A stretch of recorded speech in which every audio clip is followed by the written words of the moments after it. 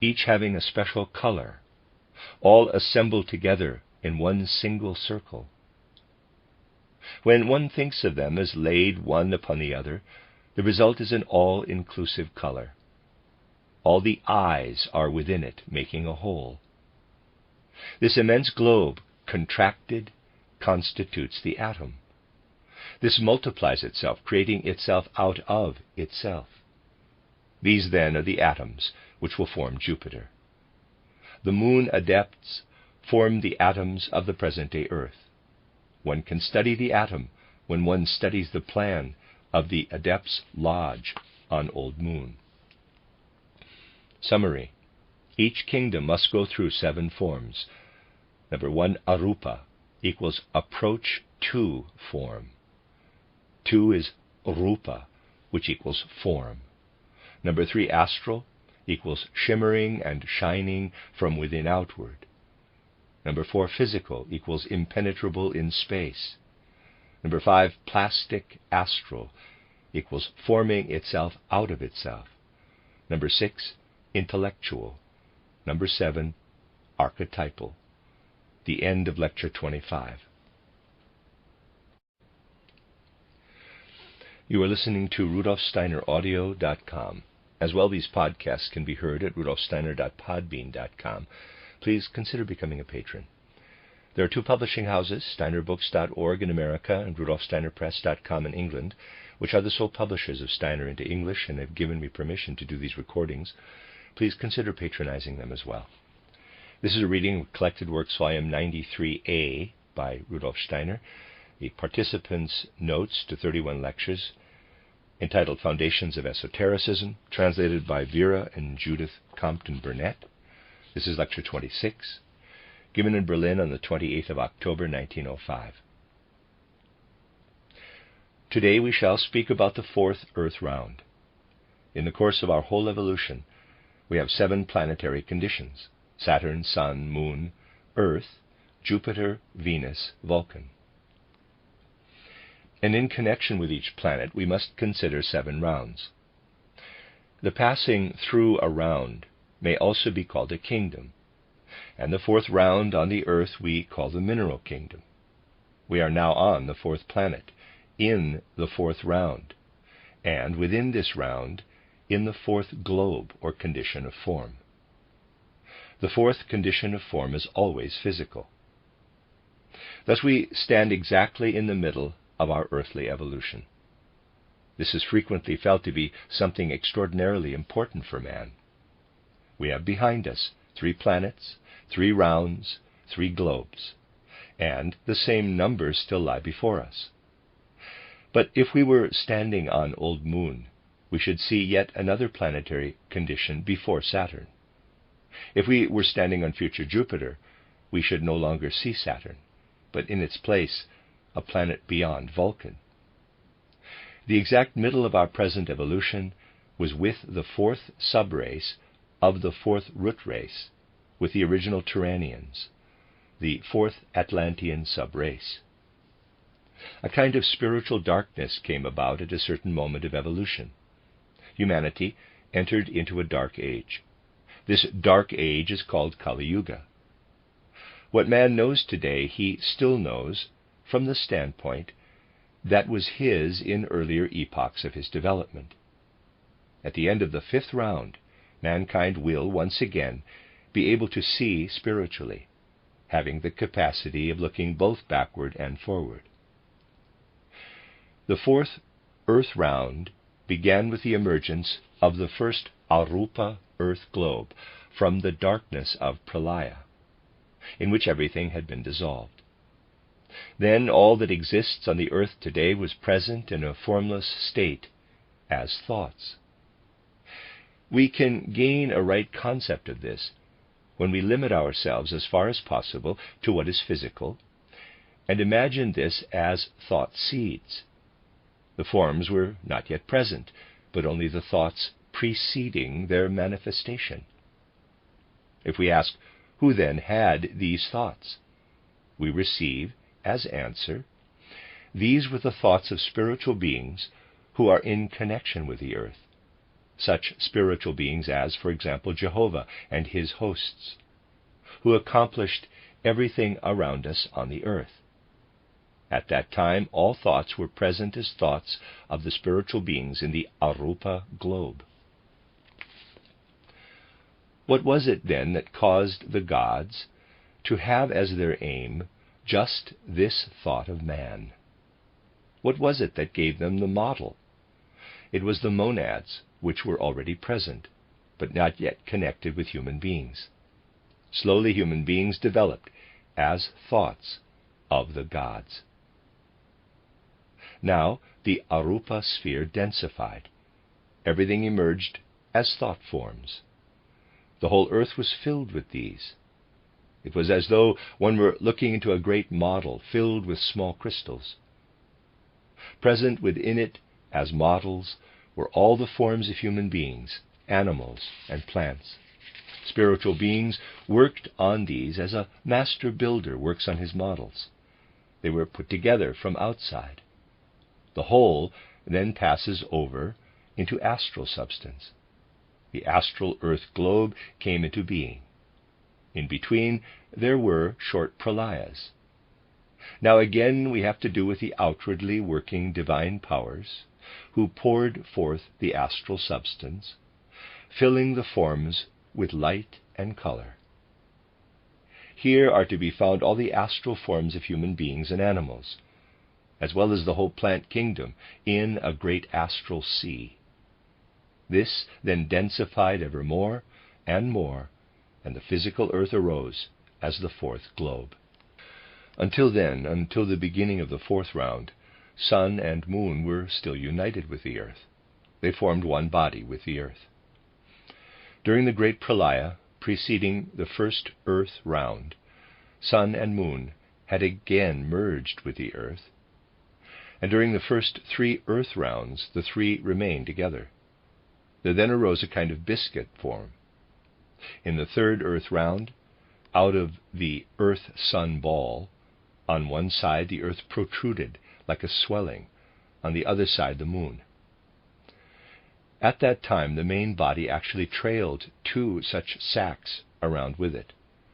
Only in the 4th earth round did the body regain its spherical form. Then, however, there again arose the sac-like formations in the ether, protruding from both sides.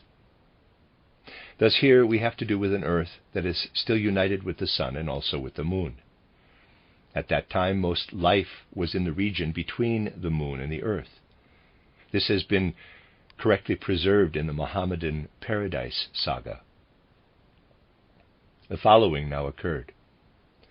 When the second root race, the Hyperborean, of the 4th earth round approached, the sun separated itself off, and in the 3rd root race, the Lemurian, the moon did so also.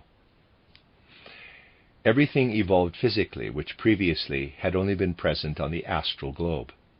Now, too, man appeared physically, but organized in such a way that he could take the monad into his ever more purified astral body. Had man taken the monad into himself earlier, he would have received with it manas, buddhi, and atma. He would have become very wise, but the wisdom would have been a kind of dream wisdom. At first man had no power over the physical body and the etheric body.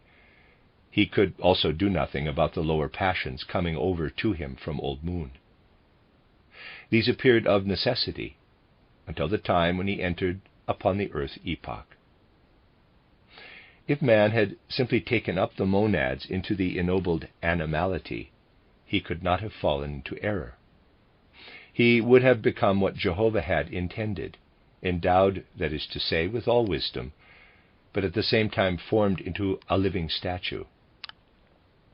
Then those beings intervened who on moon had developed more quickly than in the ordinary course of moon evolution. Lucifer is a power who has enthusiasm for wisdom, which is as intense as the sense life of animals. He is equipped with all those things that come over from moon. If Lucifer alone had taken responsibility for evolution, a battle would have arisen between him and the old gods. Jehovah's aim was the perfection of form. Lucifer would have been able to develop, in astral substance, his passion for premature spirituality. The result would have been a violent battle between the Jehovah spirits and the hosts of Lucifer. There was the danger that through Jehovah, some human beings would become living statues, and that through Lucifer, others would be too quickly spiritualized. Means of bringing about a balance would have to be obtained elsewhere. In order to annul the battle between Jehovah and Lucifer, the White Lodge, which was just in its beginning, had to obtain material from one of the other planets. This differed essentially from the astral substance that had come over from Old Moon, from the astral comic animal substance.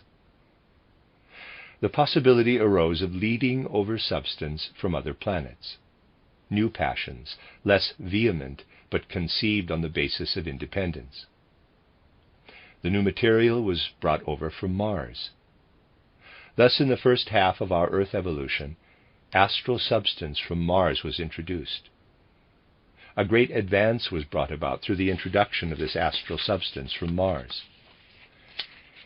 External civilization on the Earth arose through the fact that hardening on the one side and spiritualization on the other side were prevented. Lucifer made use of what had been given by the Mars forces. The new state of the Earth was given the name of Mars. Things continued in this way until the middle of the Atlantean race. Then a new question arose. Man had absorbed wisdom, but in the future it would not be possible for wisdom alone to manifest in a form-creating way. One would have been able to build up the mineral kingdom through Lucifer, but Lucifer could not have given it life. Man could never have imparted life under the influence of the other powers. This was why a sun god had to come, a higher being than Lucifer. There still existed what are known as the solar Pitris. The most exalted among these is Christ. As Lucifer represents the Manas element, so the Buddhi element is represented by Christ. The human astral bodies had still to receive a third impact. This was brought down from Mercury. Christ united his sovereignty with that of Lucifer. If one wants to ascend the heights in order to find the way to the gods, one needs Mercury, the divine messenger. He is the one who prepared the path of Christ from the middle of the Atlantean root race onward, in order later to enter into the astral bodies which had received the mercurial element. All our present metals have only gradually become what they are now. Gold, silver, platinum, and so on all pass through these conditions. When they are heated, they become first hot, then liquid, then gaseous. This latter was once the condition of all metals in the gaseous earth. Gold, too, first densified with the earth. At one time it was entirely etheric gold. When we go back to the time when the earth was still united with the sun, there was as yet no solid gold within it. The particles of the white sun ether became first fluid and then solid. These are the veins of gold which are now in the earth. Gold is solidified sunlight. Silver is solidified moonlight. All mineral substances have gradually solidified. When human beings become ever more spiritualized, quicksilver will also become solid. At one time, gold and silver formed drops, just as water does now. The fact that Mercury is still fluid is connected with the whole process of Earth evolution. It will become solid when the messenger of the gods, Mercury, has fulfilled his mission. In the middle of the Atlantean root race, quicksilver was brought down from Mercury in etheric form. Had we not had quicksilver, we should not have had the Christ impulse. In the drops of quicksilver, we have to see what was incorporated in the earth in the middle of the Atlantean epoch. When the Mars principle, kama manas, was incorporated into the earth, iron was brought down to the earth from Mars.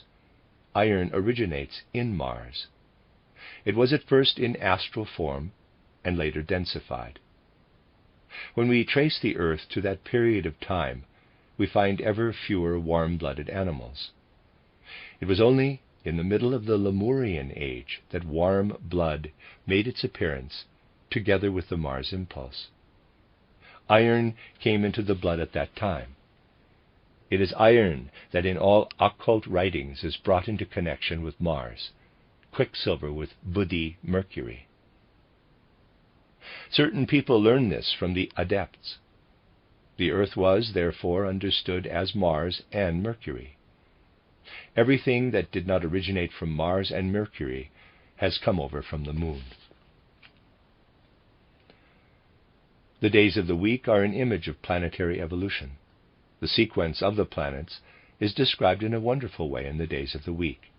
Saturn, Saturday; Sun, Sunday; Moon, Monday; Mars, Tuesday, Mardi; Mercury, Wodan, Wednesday, Mercredi; Jupiter, Thor, Thursday, Yudi; Venus, Freya, Friday, Vendredi; Vulcan, the octave to Saturn, Saturday.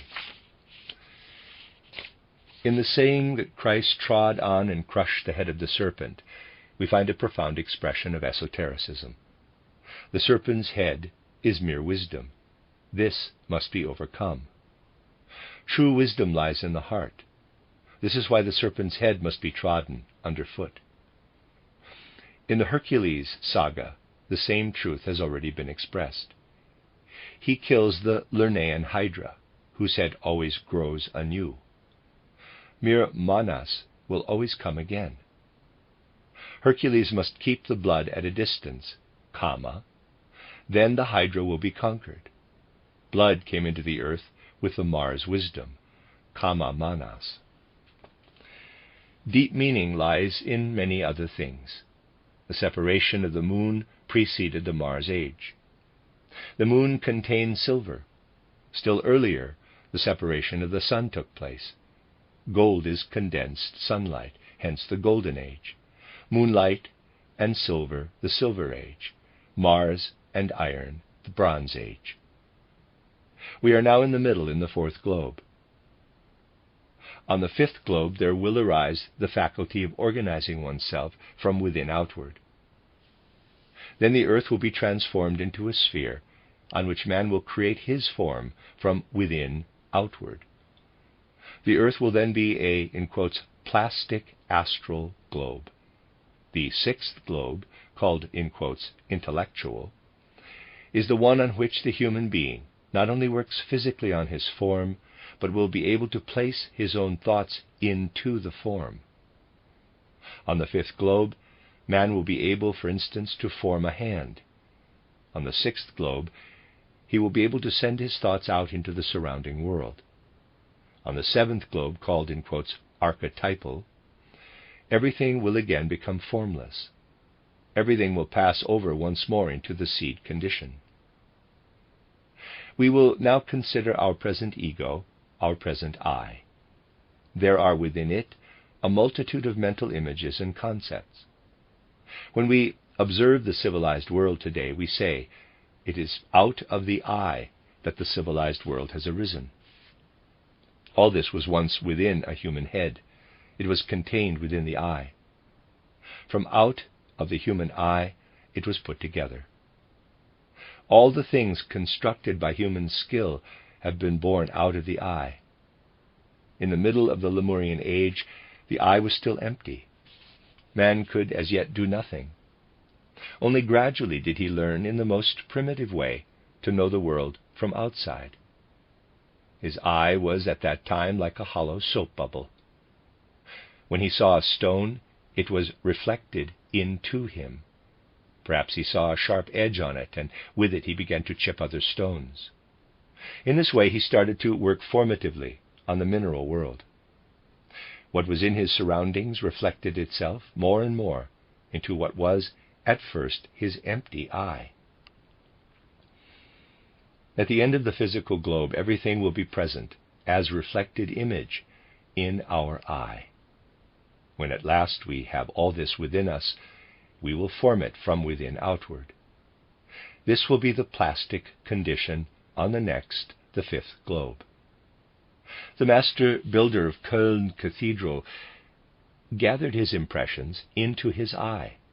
This content of his eye will be vivified by buddhi, and later on the fifth globe, he will give all this form.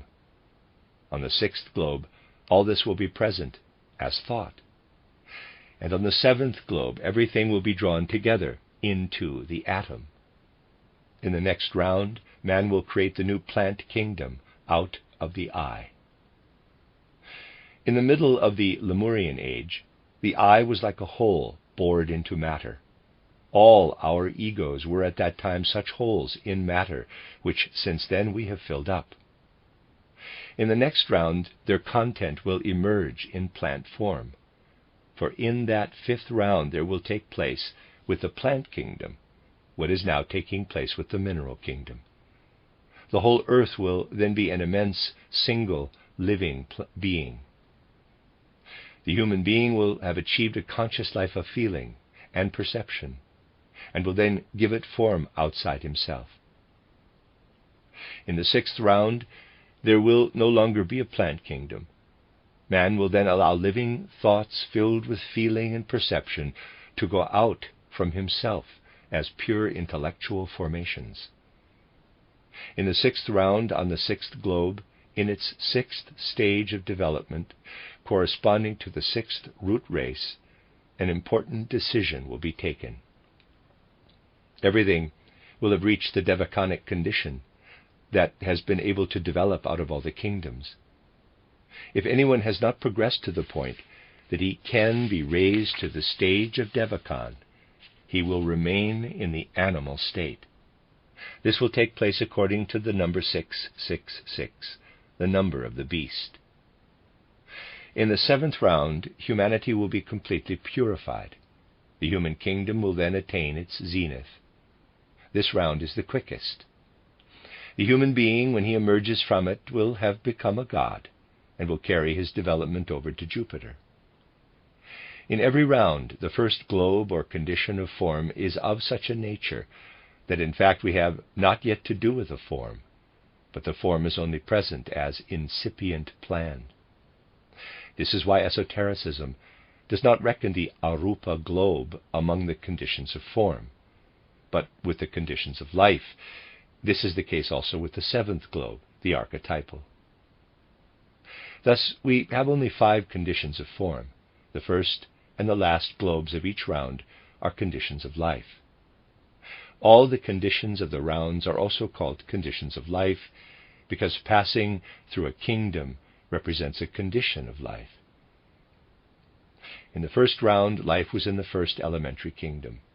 In the second round, in the second elementary kingdom. In the third round, in the third elementary kingdom. In the fourth round, in the mineral kingdom.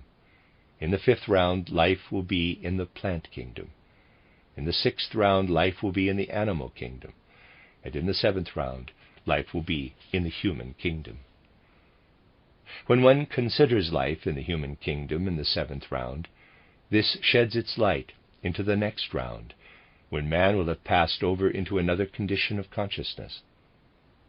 The purpose of a round consists in achieving a new stage of life. The purpose of the seventh round is to lead over into a new stage of consciousness. Thus the esotericist only reckons 6 conditions of life, counting the seventh round as a new condition of consciousness. If we wish to write down in numbers the conditions of life, form, and consciousness, we get 5 globes, or conditions of form, 6 rounds, or conditions of life, 10 planets, or conditions of consciousness. If we count the whole evolution from Saturn to Vulcan, we have expressed what we find with Helena Petrovna Blavatsky as the number of the Prajapatis, 1065. That is to say 10, 6, 5. The end of Lecture 26. You are listening to RudolfSteinerAudio.com. As well, you can hear these podcasts at rudolfsteiner.podbean.com. Please consider becoming a patron. There are two publishing houses, steinerbooks.org in America and rudolfsteinerpress.com in England, which are the sole publishers of Steiner into English and have given me permission to do these recordings. Please consider patronizing them as well. This is a reading of Collected Works, Volume 93a by Rudolf Steiner, 31 lectures, the participants' notes of them, entitled Foundations of Esotericism, translated by Vera and Judith Compton-Burnett. This is Lecture 27, given in Berlin on the 30th of October, 1905. The course of evolution in the world appears to us on three levels: consciousness, life, and form. Consciousness in its different manifestations finds its expression in the 7 planetary evolutions: Saturn, Sun, Moon, Earth, Jupiter, Venus, Vulcan. On each planet there are 7 kingdoms of life, and each kingdom goes through 7 conditions of form. Our physical Earth is such a condition of form, the 4th condition of form, or globe, in the 4th kingdom of life, of the 4th planet, or condition of consciousness. We think of the Earth as it now is and ask ourselves, what is it that we are doing here? We take objects from around us, mainly from the mineral kingdom, and out of them construct artifacts. We combine. We make a whole out of separate parts, a creation within a form.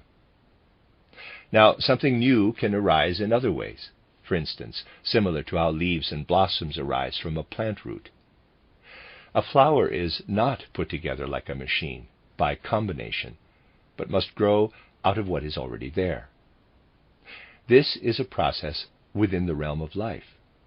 Something new is created out of what is there. In the case of the 3rd kind of production, out of consciousness, something arises in such a way that we can say, previously there was in fact nothing there, a nothingness. Let us transfer ourselves to the very beginning of such a planetary evolution, to the very beginning of Saturn. What is to be observed there? There was as yet no physical planet, nor was a planet present even in the finest arupa form. We are there even before the moment when old Saturn was there in the first place. Nothing of our solar system existed. However, the entire outcome of the preceding planetary chain is there, in much the same way as when we wake up in the morning, having not done anything as yet, and only the memory of what we did on the previous day is in our mind. So when we transfer ourselves to the very beginning of the Saturn evolution, we have then in the spiritual beings in manifestation the memory of a previous planetary chain that existed before. Now let us transfer ourselves to the very end of our solar system, to the time when the Vulcan evolution is about to end. The solar system gradually came into creation, following the tendency that was already there at the beginning. So, to begin with, we have an outflow of consciousness, out of the content of the former planetary chain, out of memory. Consciousness creates the new.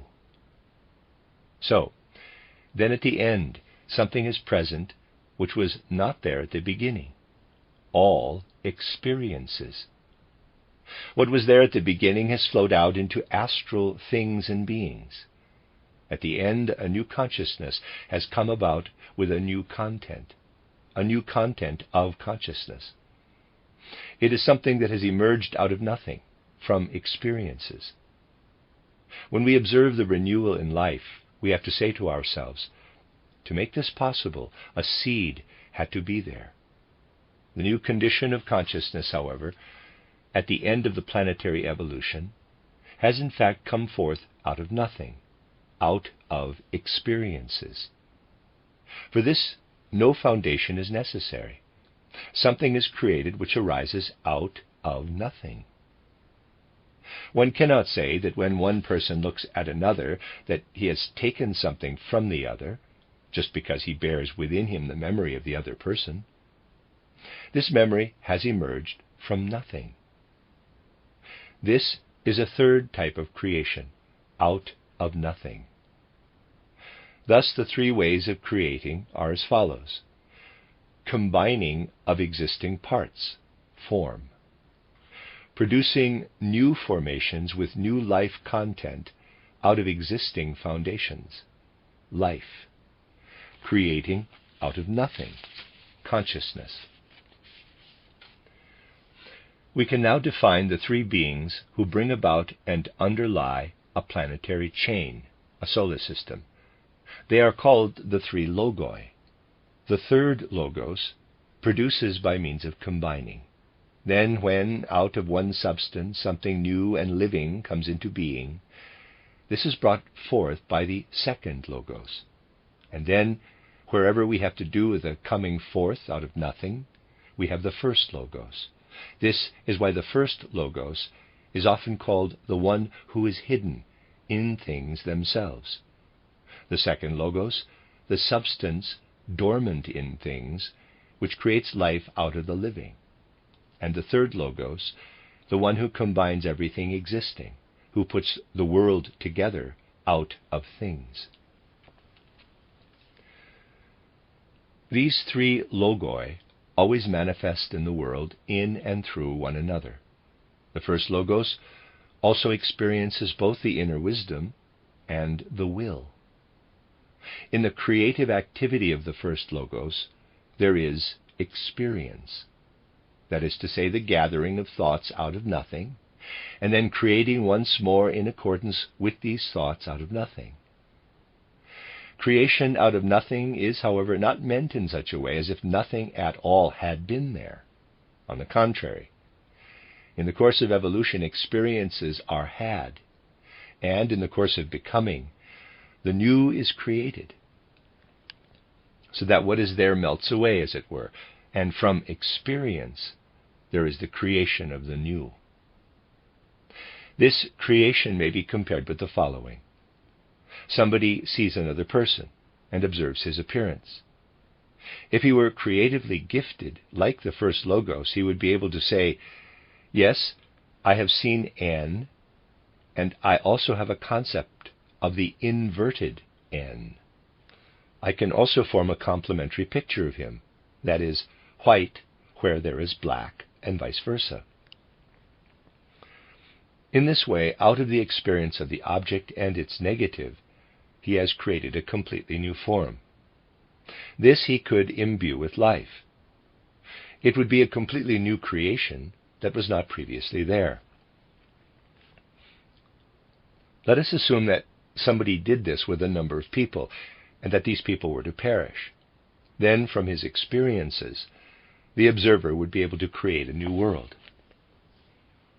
In contemplating the world, one continually sees the interaction of the three logoi. Let us form within the framework of our planetary system a mental picture of the working of the three logoi in regard to man. Let us think of the very beginning of the Saturn evolution, when as yet nothing at all was there.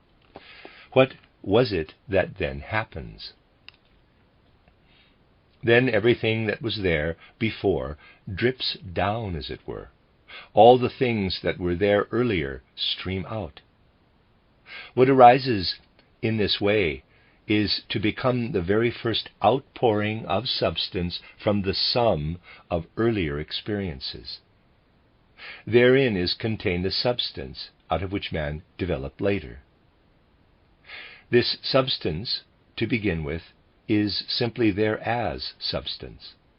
This outstreaming must then be continually worked upon and combined together.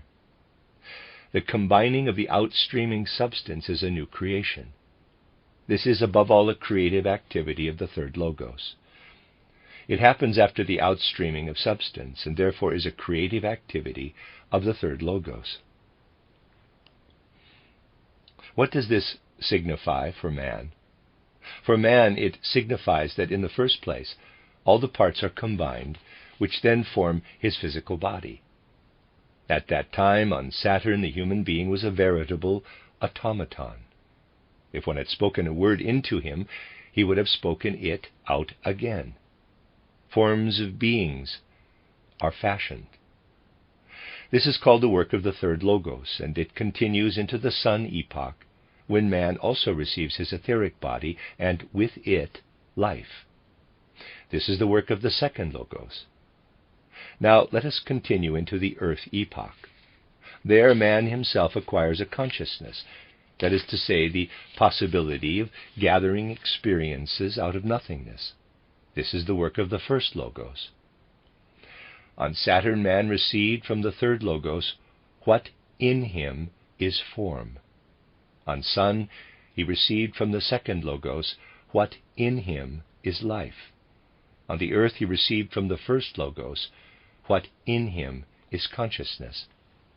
The concept of consciousness must become a little clearer to us. We must consider more fully the concept of consciousness on a particular plane. Man is conscious, but we need to know where his consciousness is. When we speak about waking consciousness, the human being is conscious on the physical plane. But waking consciousness could also be on the astral plane. When, for a particular creature, life is on the physical plane, and its consciousness is on the astral plane, then this creature is an animal. In human beings, thinking is localized in the head. With the animal, for instance the tiger, consciousness is on the astral plane. The tiger is affected through what may be called a focal point, which is formed outside the head. When the tiger feels pain, this goes over onto the astral plane. With the tiger, the organ for this is in front of the head, at the place where the human being has his brow. With man, this place is already enclosed within his head, and it is filled with the frontal brain. Consciousness has been trapped within the brain and the front part of the skull, and is therefore on the physical plane. In the case of the tiger, and indeed of all animals, the focal point of consciousness lies in front of the head, in the astral. From there it goes into the astral world. In the case of the plant, things are again different. Could we follow its consciousness, going from above downward, we would always come out at the tip of the root. If then we were to follow the line of growth, we would come to the center of the earth. There is the focal point of all the sensations, the collecting point of the consciousness of the plant. It is in direct connection with the mental world. The entire plant world has its consciousness on the mental plane. The consciousness of the entire mineral world is in the highest regions of the mental world, on the arupa plane. The consciousness of stones is such that if we wish to find its focus, we should find it as a kind of sun atmosphere. When we work on the mineral world, on the earth, such as when we break stones, each single action is in a certain relationship to this sun atmosphere. There one perceives the work that man does here. Thus we have a number of beings on the physical plane whose consciousness, nevertheless, lies on different planes. Higher mental plane, consciousness of the mineral. Lower mental plane, consciousness of the plants. Astral plane, consciousness of animals. Physical plane, consciousness of human beings. Human beings and animals differ from each other through the fact that they have their consciousness on different planes. Now, there are also other beings besides minerals, plants, animals, and human beings. There are beings who have their consciousness on the physical plane and their body in the astral. Such a being is, as it were, an animal in reverse. Such beings actually exist. They are the elemental beings. In order to understand their nature, let us be clear about what belongs to the physical plane. Physical is firstly the solid earth, secondly water, thirdly air, fourthly ether, (warmth ether), light ether, chemical ether, life ether, close parenthesis. Let us keep to the 4 lower forms of our physical plane and separate the etheric world from them. States of consciousness can lie in all 4 forms of the physical plane, while the body of such a being lies in the astral. We must think of a being with its consciousness in the solid earth, and its body in the astral. Or a being that has its consciousness in water and its body in the astral. Then such a being with its consciousness in the air and its body in the astral, and one with its consciousness in fire and its body in the astral. Present-day man knows but little of such beings. In our time it is only through poetry that they are known. Miners of minerals, however, know such beings very well.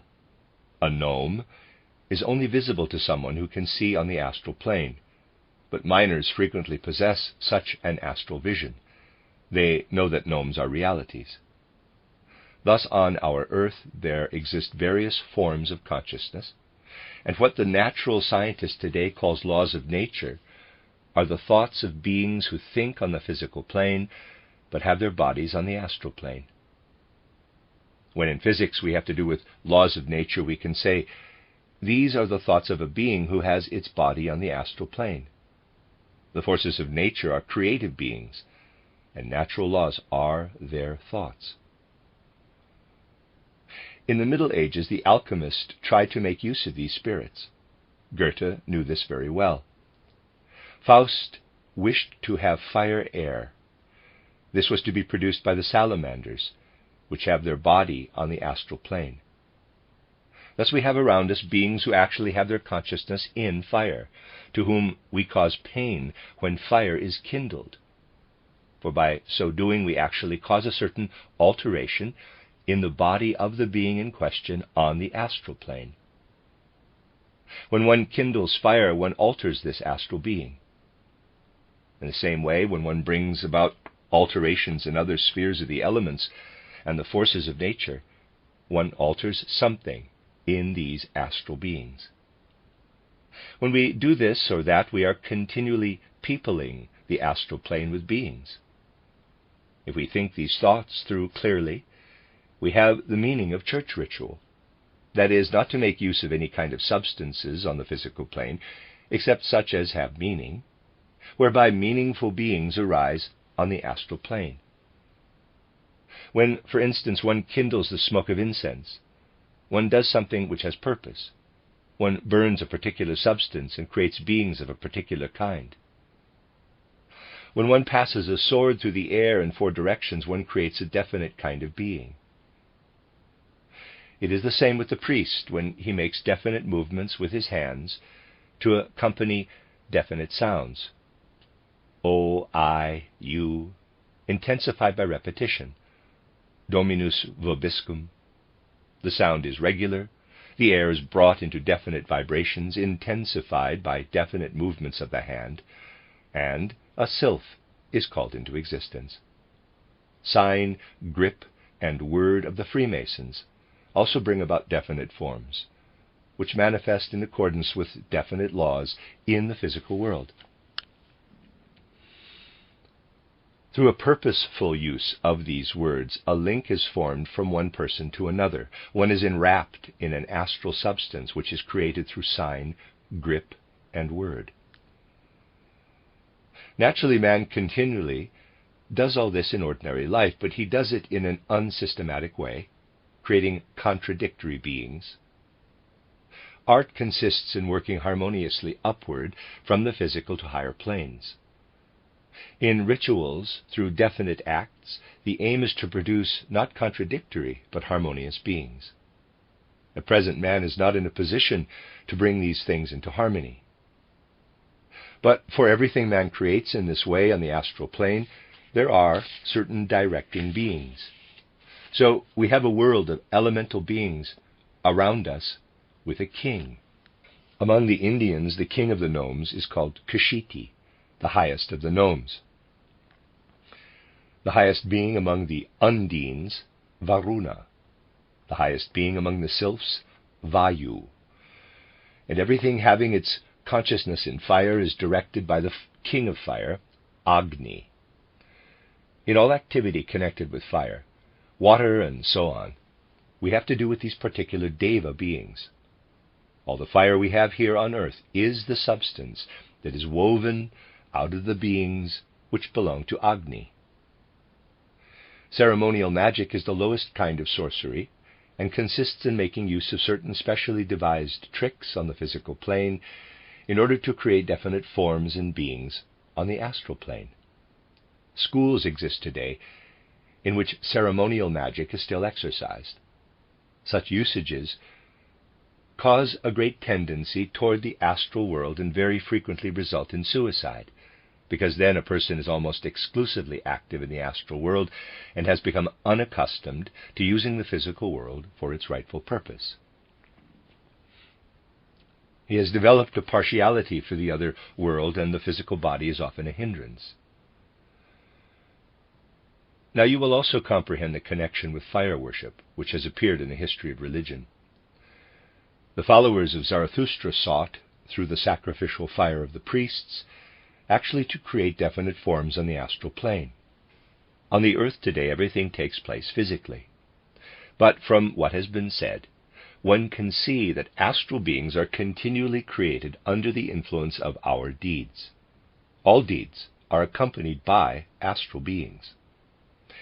These are our skandhas, which bring about our karma.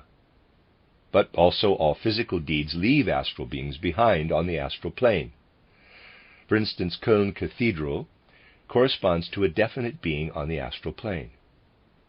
Through everything that happens on the earth, when all physical matter is worked over, and the earth has dissolved, through this the next astral globe, the fifth or plastic astral globe, will arise of itself.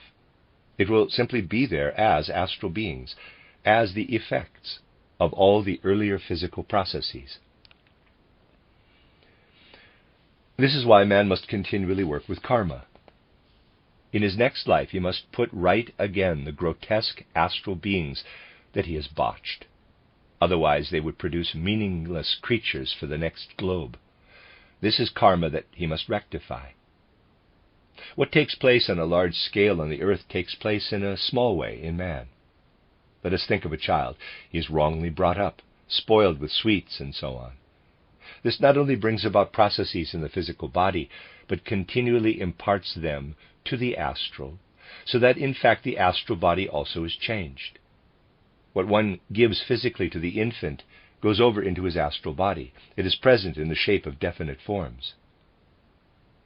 What is thus worked in is, however, gradually worked out again. In advanced age, the sins against the child have their revenge. These sins remain throughout the whole life and have great importance, particularly in the final years. After the middle period, a sort of reversal takes place. The astral then works into the physical plane. And there's a diagram. In childhood, the foundation of what man will have in old age is implanted into the astral. When a person perceives how he has been sinned against and works upon himself with this in view, then he can eliminate the damage in the astral body. Otherwise he will break down in old age under the weaknesses of his childhood. Only what man works into it consciously has a balancing effect on the astral body.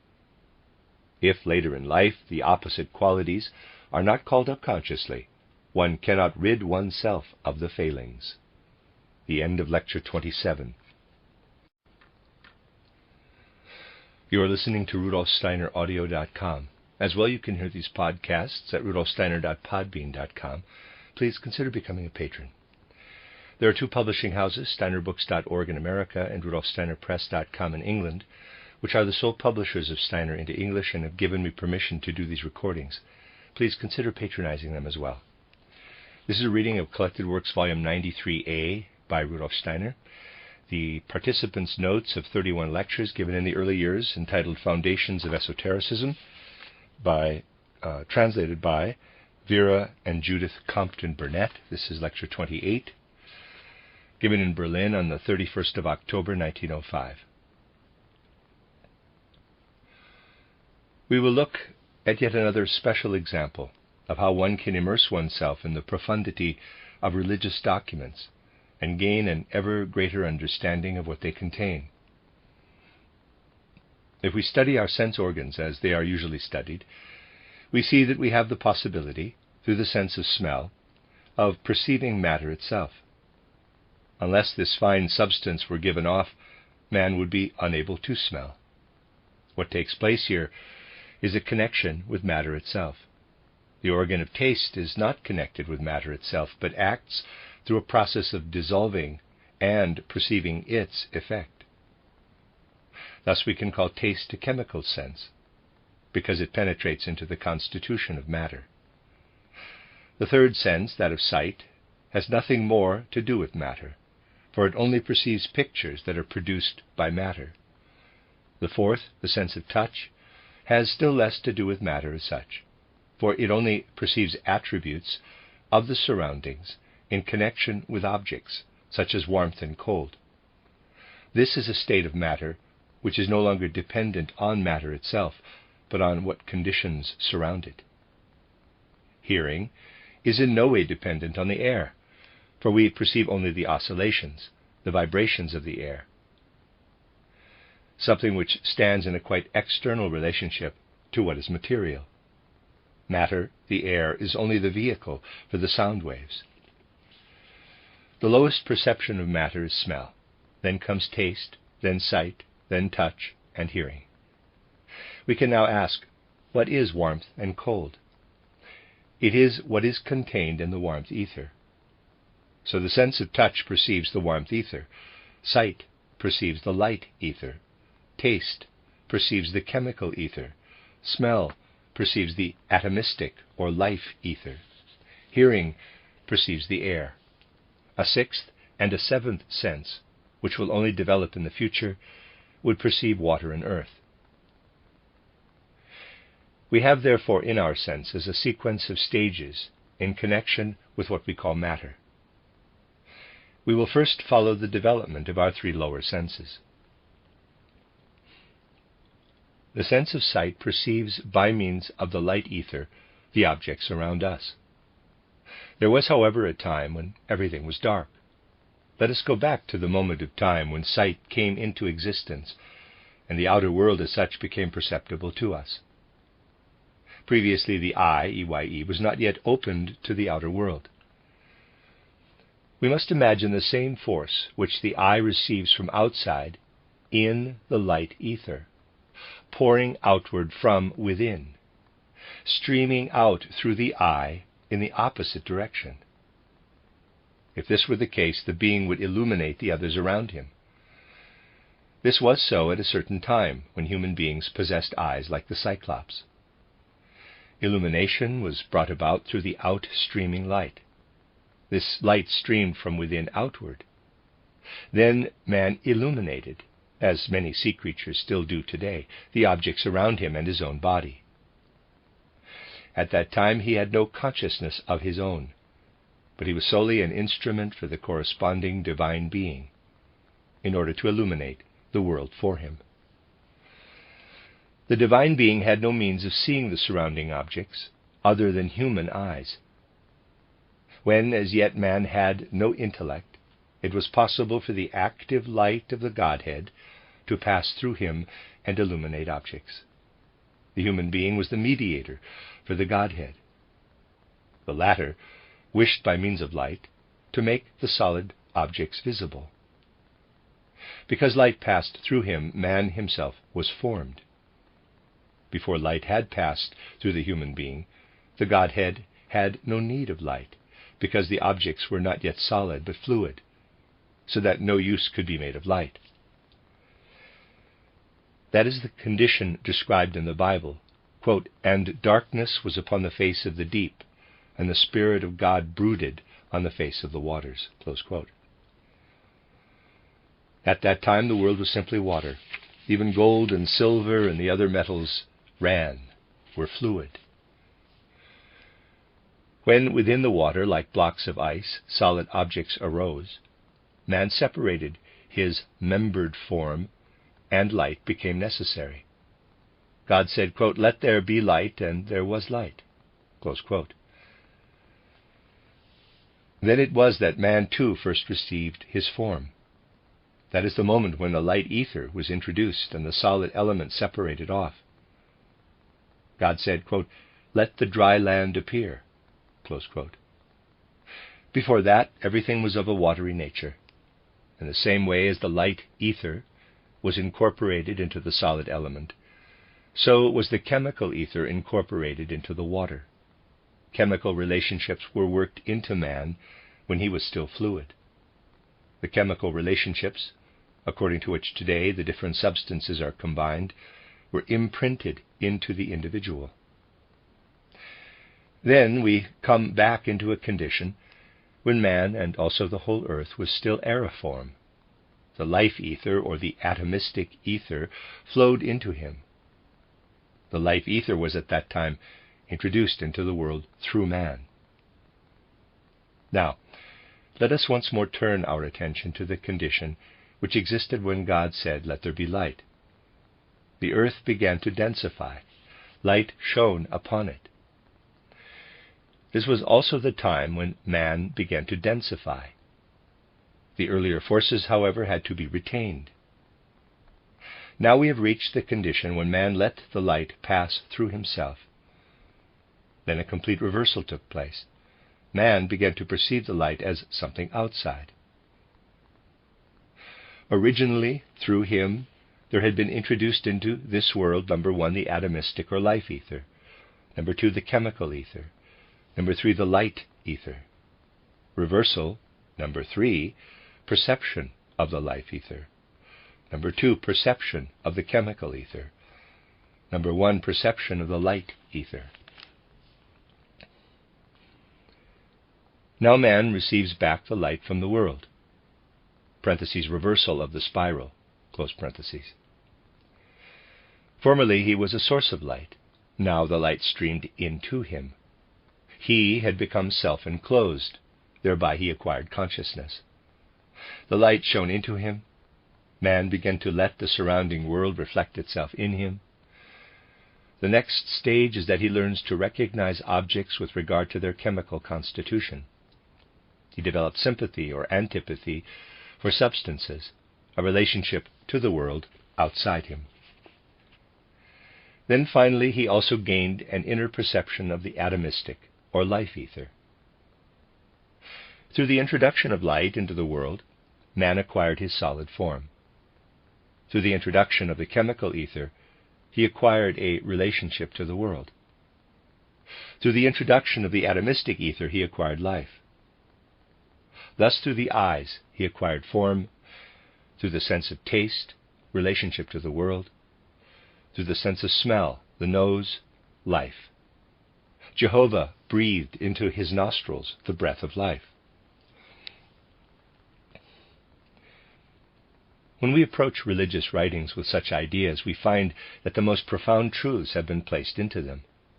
We shall see whether originally these truths were placed into the religious writings as we now have them.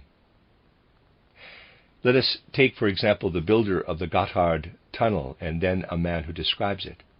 The builder who actually constructed the Gotthard tunnel did not need, perhaps, to possess such a high degree of engineering science in his conscious self, but he translated a thought into reality. Such is the relationship between the wise human beings of ancient times and those of today. At that time they possessed a creative wisdom. Now we have a wisdom derived from observation. The creative wisdom is that wisdom which once made man, building up one after another those parts which today the anatomist takes out and describes. The creative wisdom is exactly the same as the derived wisdom of today. It has been placed into the world. In the primeval wisdom, man was concerned with the plan of the world. Now you can understand why the mystic had to withdraw into himself. The true mystic must be an investigator of the inner. He attempts to seek out those stages of evolution through which he has been created. If we were able to completely shut off all light to the eyes, from without inward, and then to create light within us until the world appeared illumined from within outward, then we should be able to immerse ourselves inwardly in the creative wisdom and penetrate into everything with inner vision. This has a practical value, for one can remember how, in actual fact, man has been built up by having passed through the mineral, plant, and animal kingdoms. All these are also within him. What is outside in the world is what is left of what man himself once was. The human heart, as it came into being, was akin to what had taken place outside. The moment one sinks oneself into the heart, one creates for oneself the surroundings as they were when, in the Lemurian age, the heart came into existence. If one concentrates on the activity of the heart, one can conjure up the entire environment when the heart was formed in the Lemurian age. The Lemurian landscape rises up within us. Whoever concentrates on the heart sees the genesis of the human species. Through concentration on the interior of the brain, which developed gradually during the Atlantean age, one sees the Atlantean landscape appear. If one concentrates on the solar plexus, one is led to the Hyperboreans. So one travels back into the world as it once was. This is no brooding in oneself, but an actual perception of the various organs in their relationships with the world. This is the way in which Paracelsus found his remedies and achieved his cures. He knew that digitalis purpurea came into being at the same time as the human heart. Through concentration on a particular organ, corresponding remedies reveal themselves. Thus do the members of the macrocosm and the microcosmic nature of man stand in relationship to each other. Now the following is easy to understand. The human being receives warm red blood, as do also the higher animals. That is to say, man can separate himself from then on, from his surroundings, becoming independent, a whole enclosed within itself. This the fish is not. The fish has the same temperature as what surrounds it. With the warm red blood, it became possible for man to develop warmth within himself. Then he was able to separate himself from his environment. Previously, he was of the same temperature as his surroundings. What was it that actually occurred? Let us consider the undifferentiated human organism before the Lemurian age. There was a uniform temperature over the whole earth. The state of warmth within man was the same as the state of warmth outside. Then the inner warmth condition was heightened. This warmth condition signified individual warmth. Warmth was made use of in individualization. And in the world outside, the opposite came about. Warmth, fire was distributed. Previously, there was no outer fire as yet. To kindle fire in nature first became possible when fire appeared within man. Since that time, there was the beneficent fire distributed outside, and within man the egoistic fire. And now we have the point of time when, for the benefit of man, fire was withdrawn from spiritual beings. Human beings drew their warmth from a particular kind of spiritual being, the Agni. Because of this, what was previously there in the world as fire spirit had to withdraw, and could only appear from time to time in the form of fire from then on. The saga of Prometheus is based on this fact. The god had lost his previous body and created for himself a new one in the external fire. Here we have an outstanding example of how man works destructively in a certain way on the elemental forces of nature. Man himself had called forth the element of fire, in that he had become an individualized being. This underlies the occult saying that fundamentally speaking, man works destructively where elemental beings are concerned. This is very far-reaching and makes clear to us how, while he himself progresses in his development, man still today continually creates new conditions, new forces of nature in his world around him. He shapes the structure of the earth. Fire arose in the Lemurian age. Because of this, Lemuria could meet its destruction through fire, which man himself had created. The Atlantean continent perished through water. The downfall of the fifth continent will be brought about through evil. We can observe a kind of retrogression in the following way. There's a picture. The next stage during the Atlantean age was the creative work of the human being on his own etheric body. There he had drawn air from his environment into himself. In this way he had so changed his etheric body that the conditions of Atlantis had become quite different. During Atlantis, the surface of the earth was at one time only mist, an atmosphere of such a kind that a rainbow would have been impossible. At that time, man worked upon the water. In the Lemurian age, he worked upon solid earth. This brought forth fire. In the Atlantean age, he worked upon the water. This brought about light. It corresponded to the light of our intellect. Then he worked upon the air. The fifth root race will bring man to his downfall through what must be called evil. Then comes the sixth root race. The fifth root race is that in which Manas develops on the physical plane. And there's a diagram. The fifth root race, the Manas culture, is subdivided into number 1, Indian subrace, number 2, Persian subrace, number 3, Babylonian, Egyptian, Semitic subrace, number 4, Greco-Roman subrace, number 5, Germanic subrace, number 6, Slavonic subrace, and number 7, American subrace. In the old Indian civilization, man lived in a condition corresponding to Manas, in a kind of deep trance-like state. There the primeval wisdom was revealed to the ancient Indians by the rishis. The second revelation took place with the Persians, in a condition similar to our deep sleep. In this condition man heard the word. It was the condition of the ancient Persian sleep trance. In quotes, Honover was the word used by the Persians. Readers aside, spelled Honover, Honover, end of readers aside. Third revelation, the peoples of the Near East, Babylonians and Egyptians, perceived through Manas in picture consciousness. They had visions or dream sight. Fourth revelation, clear waking day consciousness was developed by the Semites, the Greeks, and Romans. At that time, Manas was perceived in clear day consciousness as incarnated man, Christ Jesus.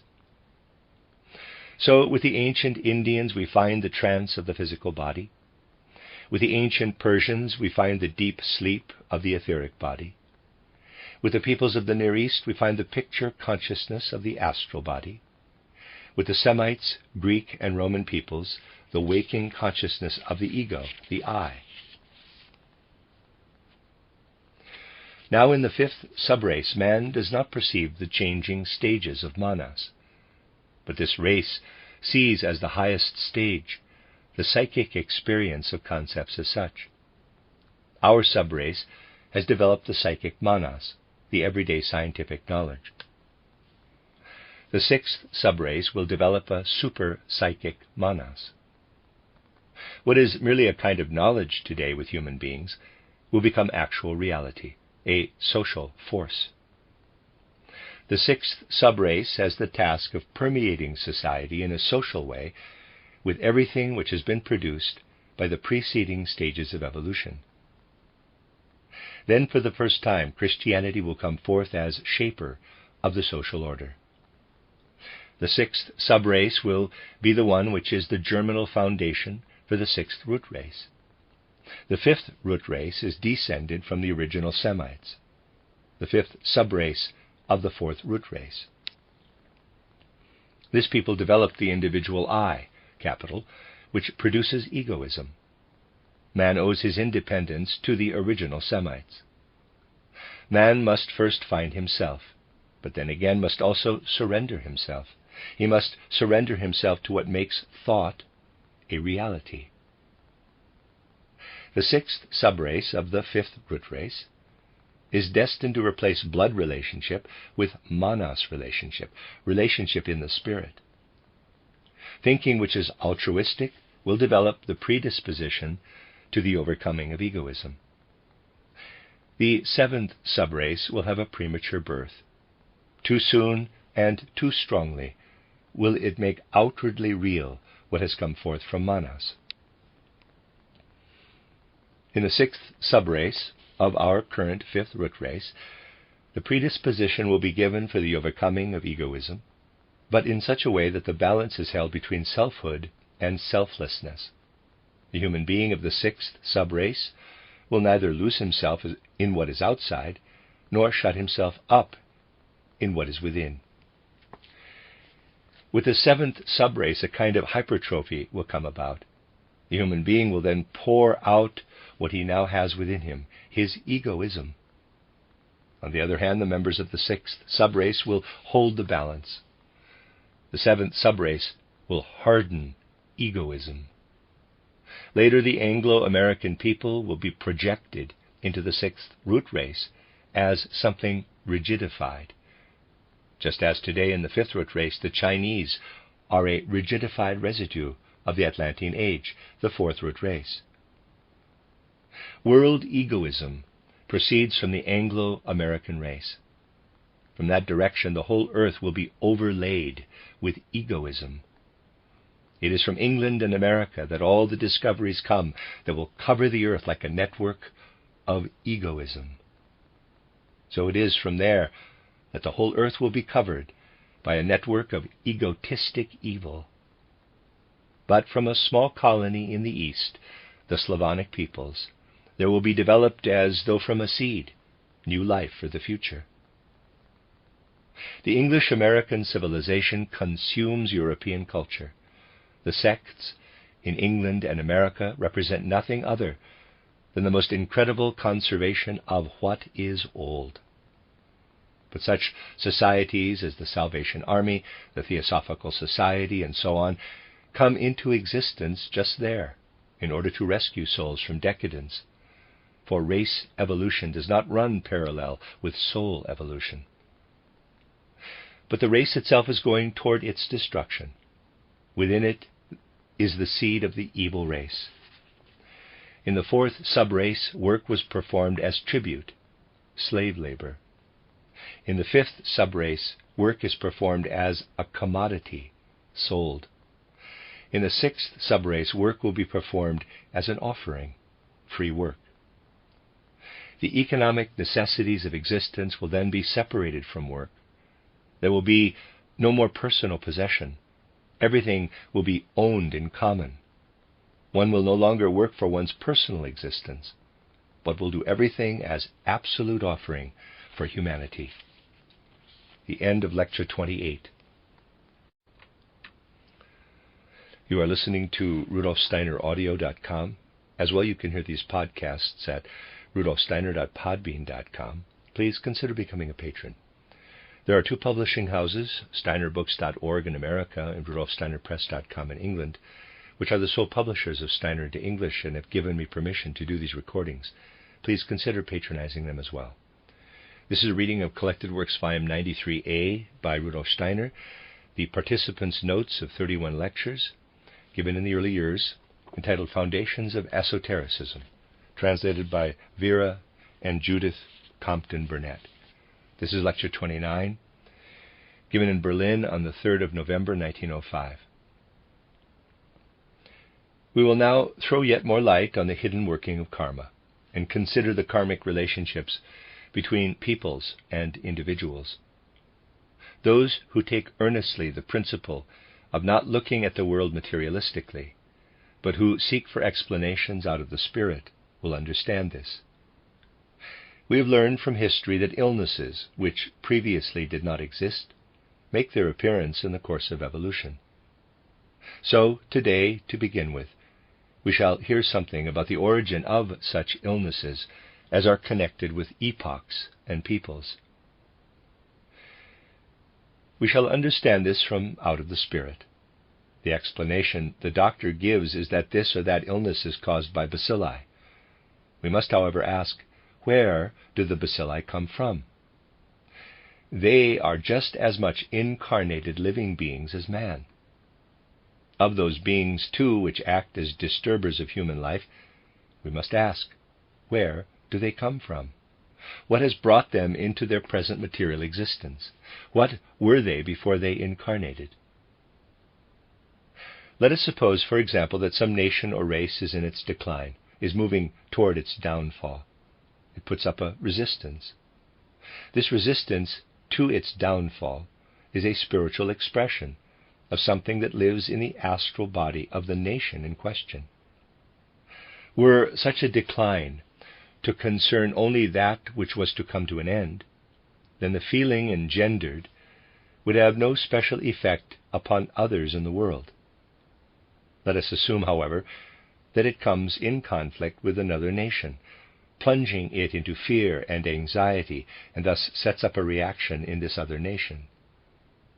Then we have a twofold situation: the nation suffering decline, and what arises out of the confluence of the disturbance of the one people fighting against their own decline, and the fear and alarm of the other people. This is something lasting. Let us take a particular case: the Mongolian onslaughts of the Middle Ages, when the Mongols came into conflict with the Europeans, spreading among them fear and alarm. Such fear and alarm are then present in the peoples in question. When one looks at these attacking hordes, of which the Mongolians are the last, placing oneself in the mood of all these medieval peoples, one sees how the desperation of the last branches of the fourth root race, and the fear and alarm engendered in the Europeans, created spiritual forms. If such an onslaught were to be met with courage and love, then the putrefying substance would be dissolved. But fear, hate, and alarm conserve such decaying forms, and these provide a source of nourishment for beings such as bacilli. Later, they incarnate in those material forms suitable for such an incarnation. Thus the decaying substances embedded themselves in the fear and alarm of the European peoples as seeds of decay. These are minute living beings. In this way arose the medieval disease, leprosy. It arose out of the decaying substance of the declining Mongolian peoples. What then is the origin of those disturbers of human physical nature? They come from earlier spiritual causes, from sinfulness. This is karma as it manifests in national communities.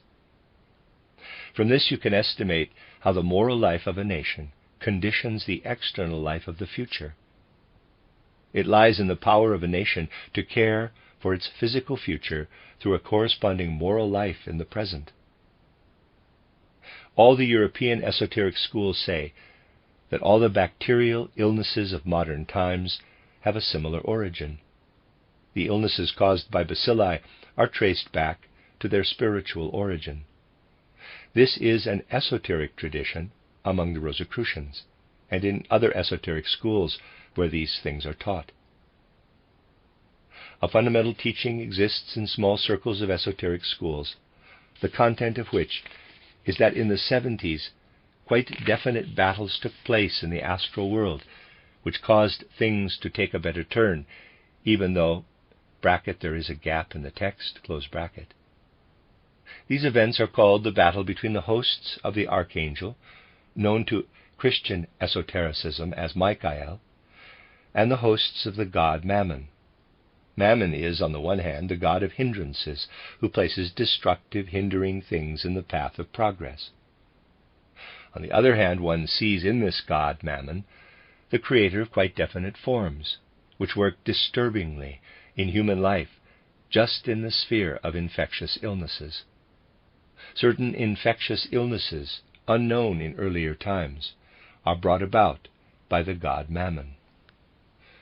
We can estimate to what degree the esoteric schools must rouse a progressive thinking in the inmost depths of the human being when one realizes that the actual source of these modern illnesses is nothing other than a retrogression, the long-standing conservatism of the so-called upper classes, as opposed to the poverty-stricken lower classes who are striving toward a new, parenthesis, there's a gap in the text, close bracket. They are hindered, held back by what the god Mammon brings about. We find two forces confronting one another: the sentimental world of the declining upper classes, who like to preserve antiquated conditions, and the feeling of hatred in the lower classes, an astral life projected against the others by the masses. In this opposition, esotericism again sees decaying substance, and therein the cause of modern infectious illnesses. Whoever sees into these things will, of course, not take them as a reason for opposing modern medicine with its external remedies. But a real improvement will never come about through these external methods.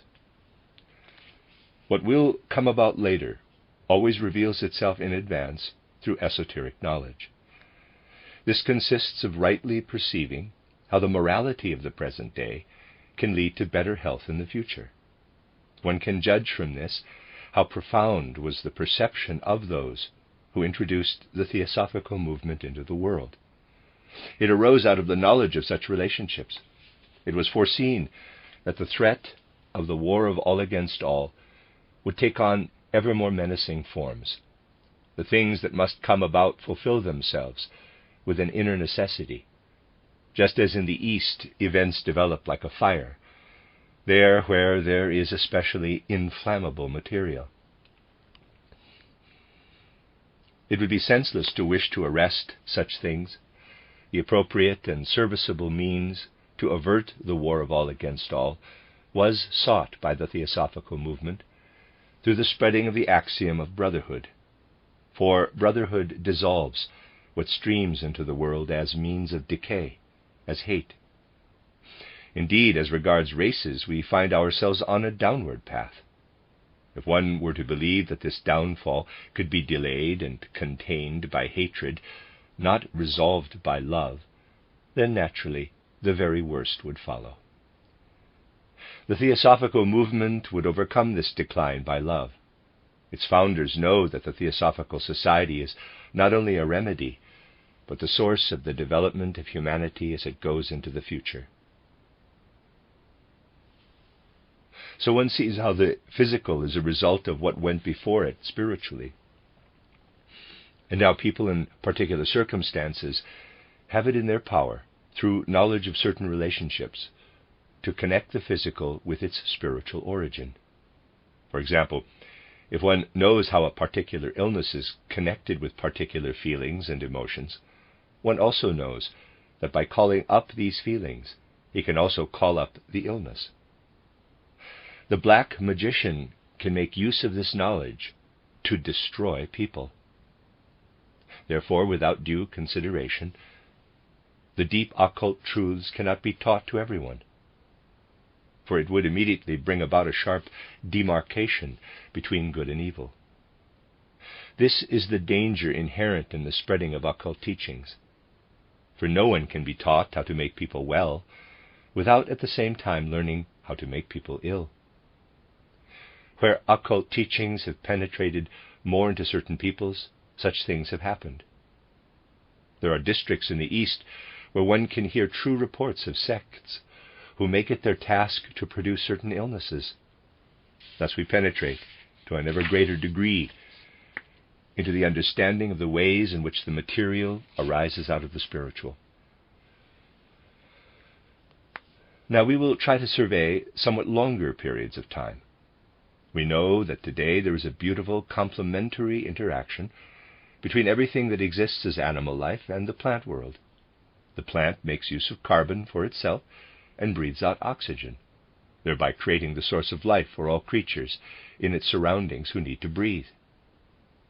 This source arises from the plant world. Everything that breathes today is there through the action of this mysterious workshop of the plant world. From this we can form a concept of how worlds go under, how the world which preceded our earth passed away, On Old Moon, breathing did not exist as it does now in human beings and animals. On Old Moon, a quite different process took the place of the respiratory process. Breathing developed gradually. We could form a picture of the earlier process when we consider something remaining over from that time: the cold-blooded animals which have the same temperature as their surroundings. On Old Moon, there was warmth or fire breathing.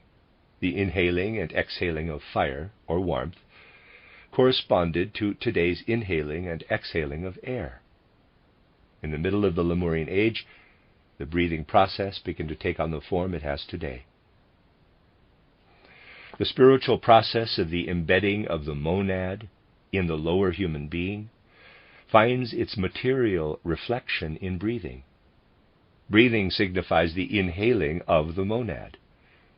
In Hatha Yoga, too, the pupil goes through a breathing process.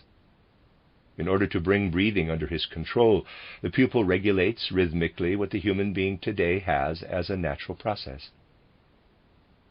Just as before the time when man advanced to this natural process of breathing, he inhaled and exhaled warmth, transforming this into the circulation of the warm blood, so the pupil of Hatha Yoga seeks to form the breathing process into something inward, to bring it inwardly under his control. Hatha Yoga rules signify the transformation of the breath into a process that does not go from within outward, but is inwardly regulated, just as today the circulation of the blood is also inwardly regulated. Blood circulation in cold-blooded animals relates to human circulation in the same way that the ordinary person's breathing relates to the breathing process of the Hatha Yoga pupil. Behind all these things lie deep thoughts concerning evolution, which ought to be the foundation of real processes. What today is usually not understood is that in the air there is something spiritual. When there was still a consciousness of this, spirit was called air, wind, pneuma. Pneuma means a current of air and also the soul spiritual. This terminology stems from times in which one still had a consciousness of the true connections. Let us now take the fact that on the predecessor of our Earth, Old Moon, certain beings had evolved beyond the stage of the human evolution of that time. These were the Luciferic beings. When one considers these beings, one must say, they did not live in an environment such as the Earth has today. They could not breathe air. Thus they could not take in the spirit, for the taking in of spirit corresponds to the breathing of air. They were obliged to carry out, within the warmth principle, what today takes place in the air. We differentiate on the earth 7 conditions of the physical. 1. Life ether. 2. Chemical ether. 3. Light ether. 4. Warmth ether. 5. Air. 6. Water. 7. Solid. So the Luciferic beings had to carry out in warmth what man today carries out in air. Now you can understand that owing to this fact, these beings who gave man his separate consciousness, his independence, are in a certain sense connected with fire. For this reason, when they make their appearance, it is connected with a certain craving for everything that manifests in man as heat, as fire. The craving attaches itself to man's individual warmth. So the donors of knowledge and freedom are bound up with something which seeks to incarnate in the element of warmth, in man, in a similar way to how this happened on Old Moon. This is the connection between knowledge and birth and death, illness and so on in the world. With knowledge, birth, death, and illness came into the world. This was the price man paid for knowledge. We see therefore also the connection between certain heat phenomena and illness, namely fever. This is the origin of fever. Traditions related to this lingered on into the 19th century. In the earlier planetary conditions, the forerunners of our Earth, we did not as yet have to do with human beings, animals, plants, and minerals, as they are today. At that time, beings existed who had not yet descended as deep as present-day animals, nor yet ascended as high as present-day man. At that time, plants did not exhale oxygen. Oxygen, this breath of life, did not yet exist. Only with the coming into being of our plant kingdom did nitrogen become mingled with oxygen. The moon was surrounded by an atmosphere of nitrogen. In the second half of this previous planet, the beings did certainly already strive toward such forms as could breathe, which were endowed with lungs and so on, but only in our present Earth cycle did the plant kingdom evolve as it is now. The animal beings then developed the organs of breathing. They pushed the plant kingdom a stage lower, in order that it should provide oxygen for breathing. These processes on the predecessor of our Earth had to be followed by a condition where life was no longer possible in the same form. The form had developed into something else and needed a new planet. The preceding planet had to meet its end, and so everything living suffocated. Thus, along with their life, the planets perish, and from what has been prepared in the body of the mother planet, a new life evolves. This is how the decline and resurgence of planetary evolution is to be understood. Just as, previously, the human being had the other kingdoms within himself, so today in his karma, he still has the evil within him. This he is now working out of himself. In the future, good and evil will exist in external form, a race of the good and a kingdom of the evil, side by side. At that future time, the human countenance will appear in transfigured form out of the separated evil of the downward thrust animality. Let us think of the transfigured human countenance that today slumbers in animal matter like a riddle, separated from the beastly evil and portrayed symbolically. You cannot imagine a better image of this than the great intuition of the Egyptian Sphinx. This not only points back to the past, but it also indicates the future. The riddle of the Sphinx, implemented in the Greek saga, is the riddle of man. Not for nothing did the ancient Egyptians place the Sphinx in front of the temple of initiation. Initiation is the transplanting of the secret of the future into human souls. It was already through the Sphinx that the atmosphere for initiation was created at the entrance to the temple. What outwardly has oxygen for a body is inwardly the monad. As soon as oxygen appeared on earth, the monad had the possibility of incarnating. It is an attempt to possess the monad for himself when the pupil looks for a lot of oxygen to breathe in and keep for himself. Oxygen is not only something material externally. One must examine oxygen in the light of its spirit. So outwardly we have oxygen, inwardly the monad. The breathing process, therefore, in the Lemurian age, formed the body for the descending sons of Manas. The end of Lecture 29. You are listening to RudolfSteinerAudio.com. As well, you can hear these podcasts at RudolfSteiner.podbean.com. Please consider becoming a patron. There are two publishing houses, SteinerBooks.org in America and RudolfSteinerPress.com in England, which are the sole publishers of Steiner into English and have given me permission to do these recordings. Please consider patronizing them as well. This is a reading of Collected Works Volume 93a by Rudolf Steiner, the participants' notes of 31 lectures given in the early years, entitled Foundations of Esotericism, translated by Vera and Judith Compton Burnett. This is Lecture 30, given in Berlin on the 4th of November, 1905. Today, in connection with the previous lecture, some aphoristic remarks will follow concerning the different races. First, however, attention will be drawn to certain things, the reasons for which only appear in a few books. The so-called laws of nutrition in the various civilizations appear at first to be very arbitrary. This is not so, however. They are born out of knowledge and wisdom, but we must strictly bear in mind that our present-day humanity is not at all in a position to be able to follow such matters as we now wish to deal with. They will, nevertheless, provide a basis for certain laws of social life. Of course, no one should believe that one immediately becomes an adept simply by going over to vegetarianism and so on.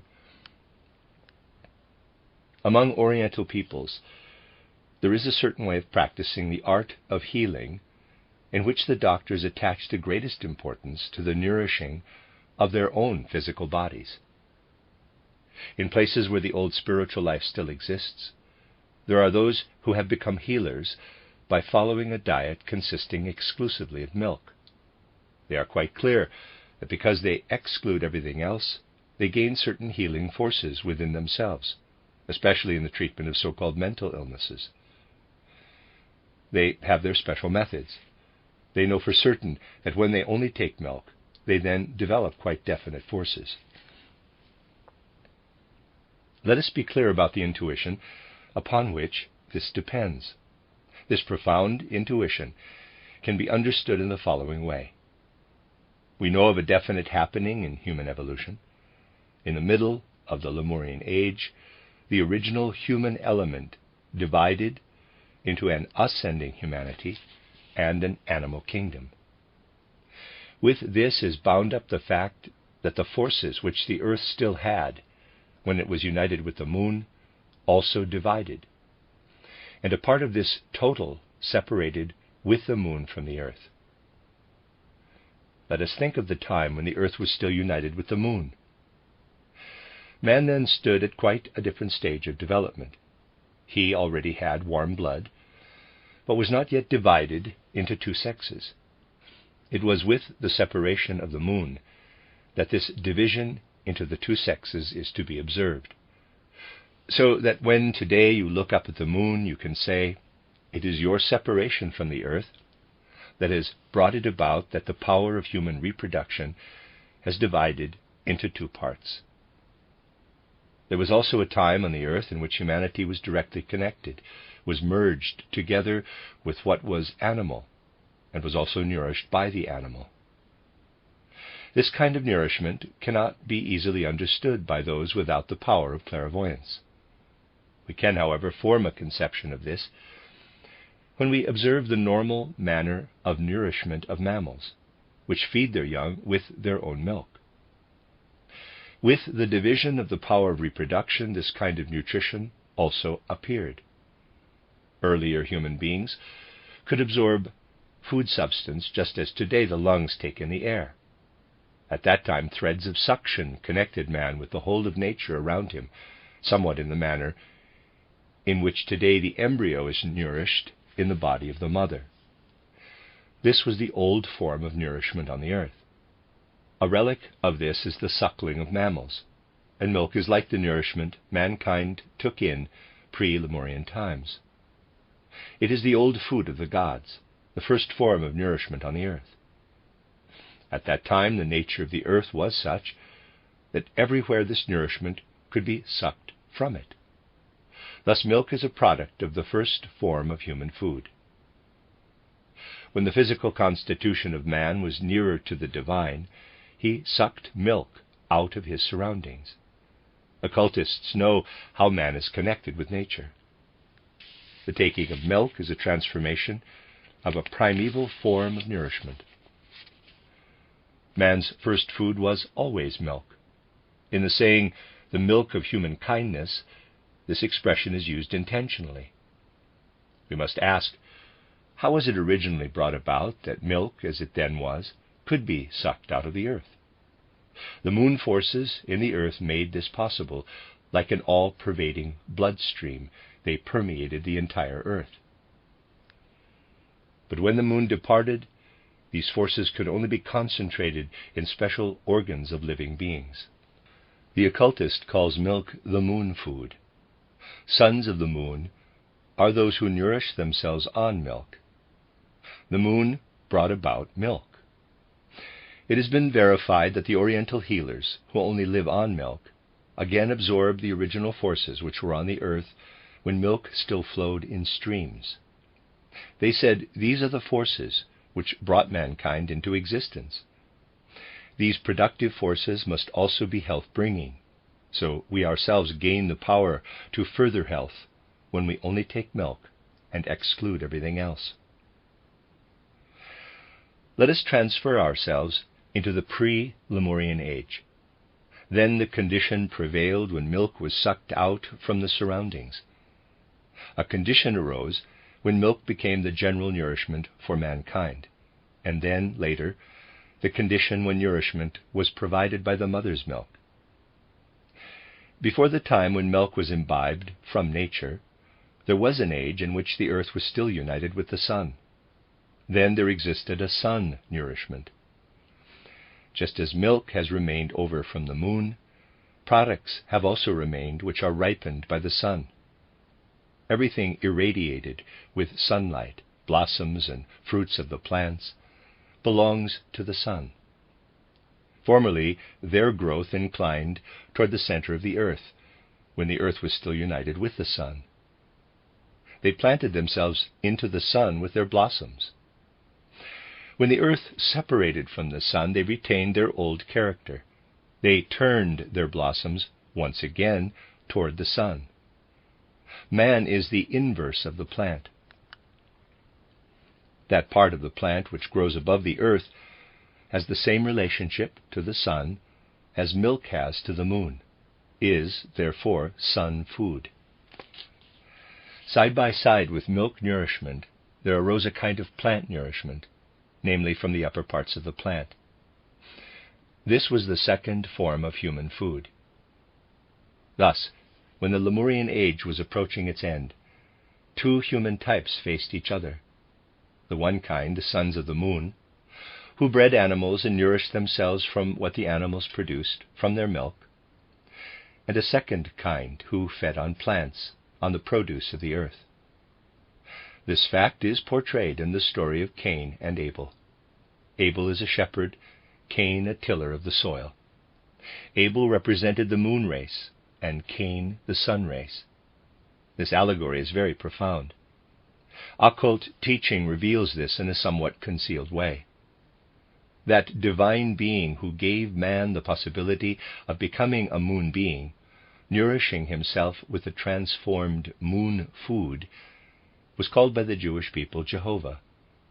He was the nourishing force of nature.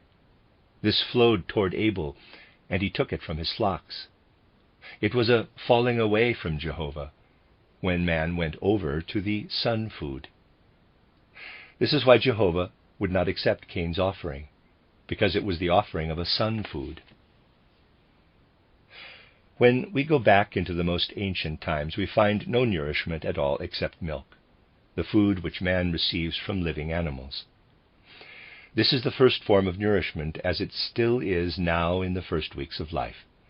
And the Eastern healer relates this form of nourishment to the saying, quote, "If you do not become as little children, you cannot enter into the kingdom of heaven." Close quote.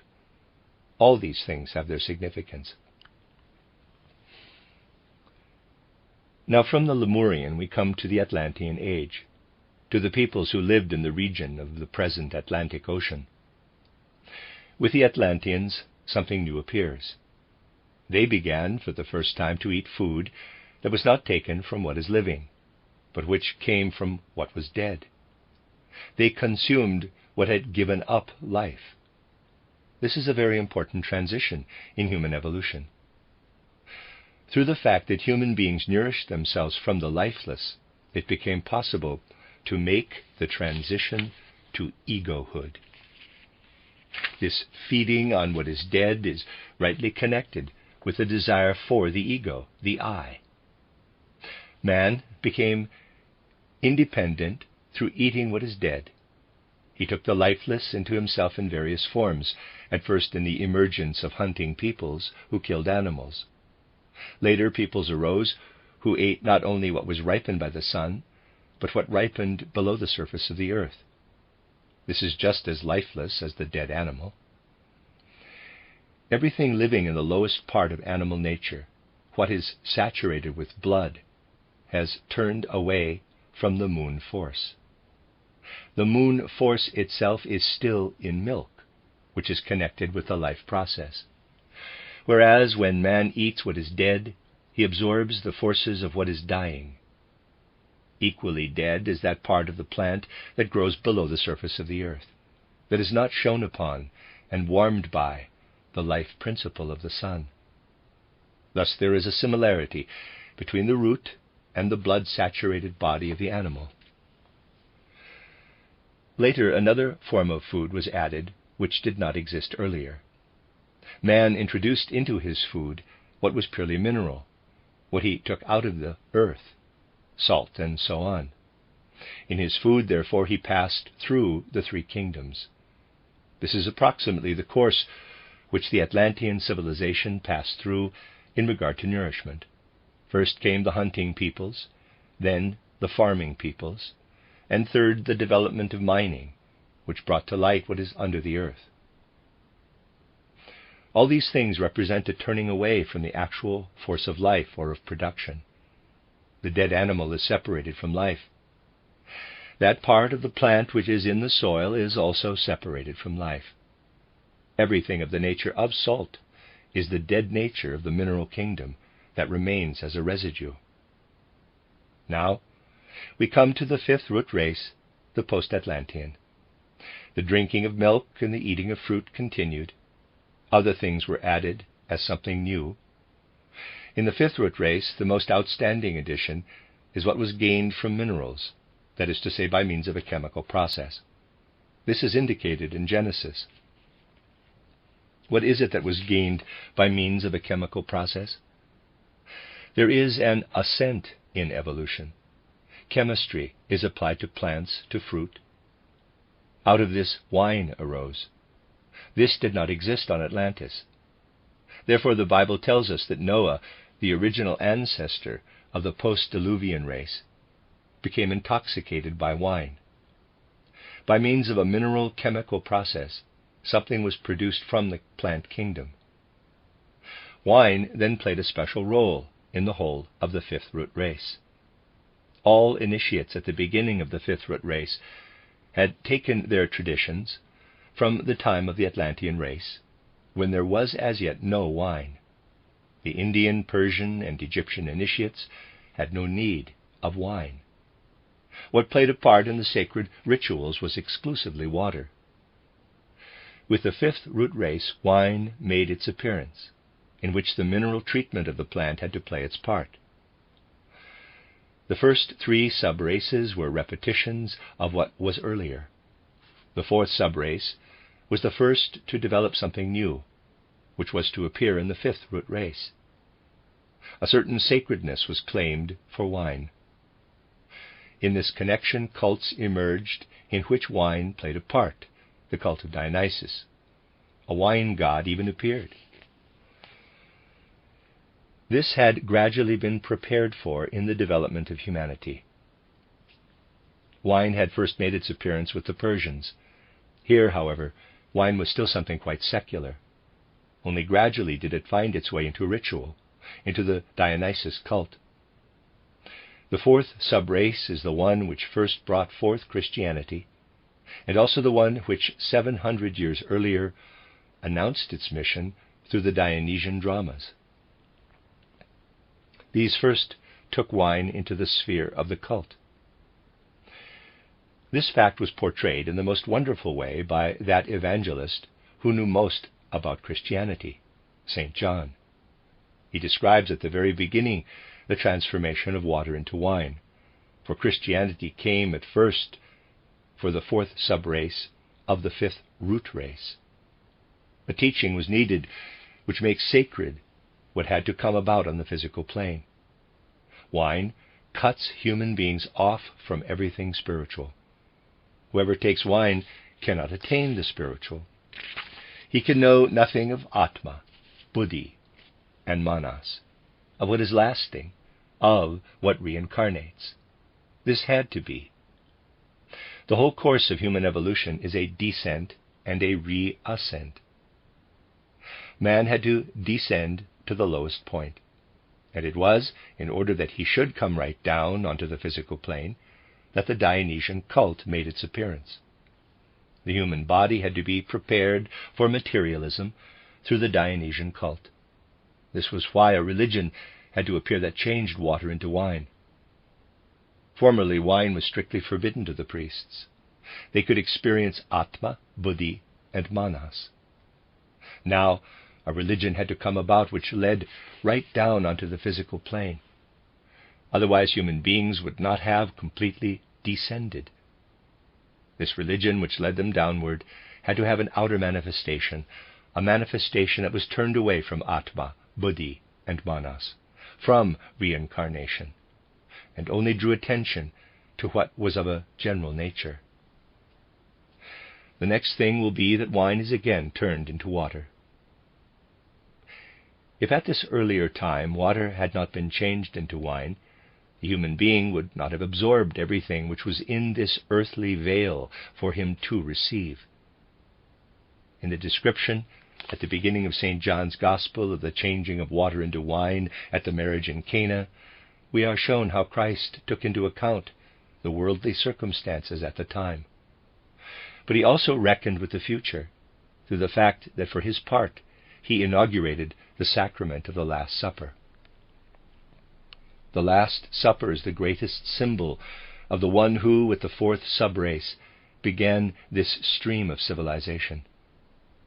Being indeed the true Son of Man, in quotes, who descended to the greatest depths in order to rise again with the greatest power, he had to hold to what was then in existence and show mankind how the physical constitution of the race was connected with his mission. If humanity were to ascend again, it was necessary for them to have a symbol leading once more from the dead to the living: bread and wine. In the occult sense, bread is what only comes about when the plant has been killed. Again, wine comes about when the plant has been killed, but then further treated with mineral substance. When one bakes the plant, one does the same as when one kills the animal. When we draw wine from the plant kingdom, in a certain sense we do the same as when we bleed the animal. Bread and wine are there as the symbol of the fourth subrace. What should develop in the future is a further ascent from plant to mineral nourishment. Bread and wine must again be sacrificed, must be given up. Thus, as Christ appeared in the fourth subrace, he pointed to bread and wine. Quote, "This is my body, this is my blood." Close quote. Here he wished to create a transition from animal nourishment to plant nourishment, the transition to something higher.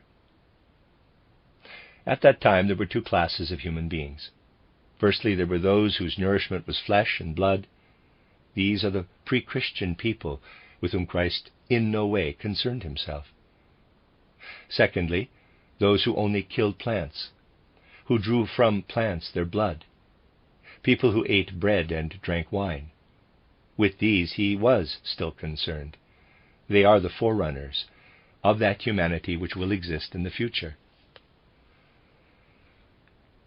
The significance of the Last Supper is the transition from nourishment taken from the dead animal to nourishment taken from the dead plant. In the sixth subrace, when our fifth subrace will have reached its end, the Last Supper will be understood. Even before this, it will be possible for the third form of nourishment to begin to make its appearance, the purely mineral. Man himself will then be able to create his nourishment. Today, he takes what the gods have created for him.